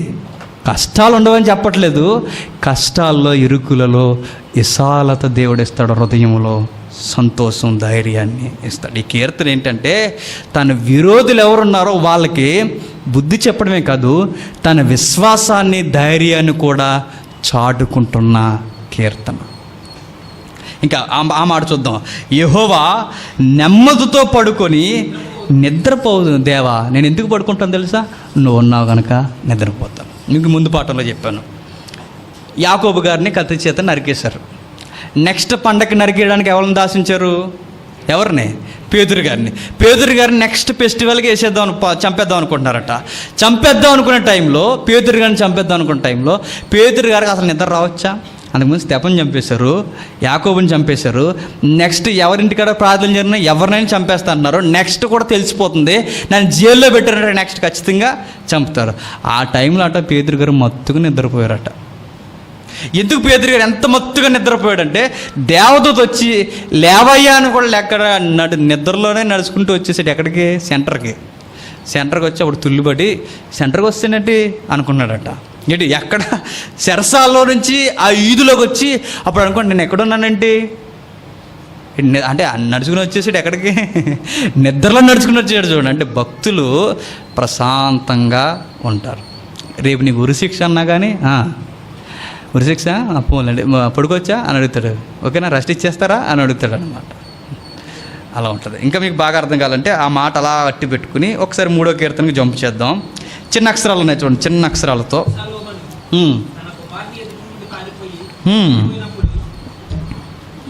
అబ్షాలోము తన కుమారుని ఎదుటి నుండి పారిపోయినప్పుడు దావీదు రచించిన కీర్తన. ఇది ఎప్పుడు రాస్తున్నాడు? పారిపోయినప్పుడు. ఎవరు? సొంత కొడుకే. అతను యంగ్స్టారు, ఇప్పుడు కొంచెం వయసు దాటింది. విషయం ఏంటంటే ఒకరోజు ఇన్ఫర్మేషన్ ఇస్తారు. ఒకరు, మీ నాన్న చేతగాక పరిగెట్టట్లేదు, ఒక్కసారి కత్తి చేత పడితే ఇప్పటికే 10,000 తలకాయలు పడాల్సిందే. ఆయన ఎందుకు వెళ్ళిపోతున్నాడంటే విషయాన్ని ఆయన సీరియస్గా తీసుకోవట్లేదు. అది ఏం జరుగుతుందో చూడండి. నా మీదకి లేచేవారు అనేకులు, దేవుని వలన అతనికి రక్షణ ఏమీ దొరకదని నన్ను గూర్చి చెప్పువారు అనేకులు. యెహోవా నీవే నాకు కీడముగాను, నీవే నాకు అతిశయాస్పదముగాను, నా తలెత్తువాడుగాను ఉన్నావు. ఎలుగెత్తి నేను యెహోవాకు మొరపెట్టినప్పుడు ఆయన తన పరిశుద్ధ పర్వతం నుండి నాకు ఉత్తరమిచ్చును. యెహోవా నాకు ఆధారము కావున నేను పండుకోండి నిద్రపోయి మేలుకొందును. ఇది వేల మంది, అనేక మంది నా మీద లేచిపోతున్నారు, నాకు రక్షణ లేదంటున్నారు, నా పేరు అవమానంగా మారుస్తున్నారు, అసలు నువ్వు నాకు ఉత్తరం ఇవ్వంటున్నారు, అసలు నా ప్రార్థనలకు జవాబే దొరకదంటున్నారు, ఒక విధంగా చెప్పాలంటే నేను మంచోడినే కాదంటున్నారు. ఇన్ని పరిస్థితులు నా మీదకి వచ్చేస్తున్నా యెహోవా నేను నిద్రపోతానులే అంటున్నాడు. పడుకుంటాడంట ఆయన. ఎవరు? దావీదు గారు. బాగా వినండి, నేను దేవుని ప్రణాళికలో ఉన్నానా లేదా అని నాకు తెలియజేసేది ఏంటో చెప్పనా, నాకు ఇన్ని పరిస్థితులు ఎదురైనా నేను కదలకుండా ప్రశాంతంగా ఉండడమే దేవుని ప్రణాళికలో ఉన్నాను అనడానికి గుర్తు. ఒక బుక్లో ఒక భక్తుడు అంటాడు, దేవుడిచ్చే గొప్ప వరాల్లో లేదా దేవుడిచ్చే గొప్ప గిఫ్ట్స్ ఏవైతున్నావో ఆ గిఫ్ట్లో ఒక గిఫ్ట్ ఏంటో తెలుసా? నిద్రట. తన భక్తులకి కొంతమంది నిద్రపడదు తెలుసా? ఆ ట్యాబ్లెట్లు వేసుకుని అవి చేసి అవి చేసి ఇవి చేసి అక్కడ తిరిగి ఇక్కడ తిరిగి నిద్ర రానంత చెప్పి ప్రయోగాలు చేసి పుస్తకాలు చదివి మొత్తం నాకు నిద్ర రాదు అడిగి. కానీ తన పిల్లలకి ఇస్తున్న గిఫ్ట్స్లో గిఫ్ట్ అట ఒక భక్తుడు అంటాడు, తన పిల్లలకి దేవుడు ఇస్తున్న గిఫ్ట్ ఏంటంటే నిద్ర కూడా. చక్కగా నిద్రపోతారు. దావీదు అది అంటున్నాడు, నిద్రపోతాను, ఉదయం లేస్తాను, చుట్టూ 100 మంది 200 మంది 1000 మంది ఉంటారు. లేచిన తర్వాత వచ్చారా బెడ్లో అంటాడు అనమాట. సరే మరి అనేసి అక్కడి నుంచి ఏం చేస్తాడు? మరలా పరిగెడతాడు. ఎందుకంటే ఏదో ఒక వే ఆయన ఖచ్చితంగా దేవుడు రెడీ చేస్తాడు. అంత సీరియస్గా వీళ్ళని ఎలా మొట్టు పెట్టాలని ఆలోచించాల్సిన అవసరం లేదు.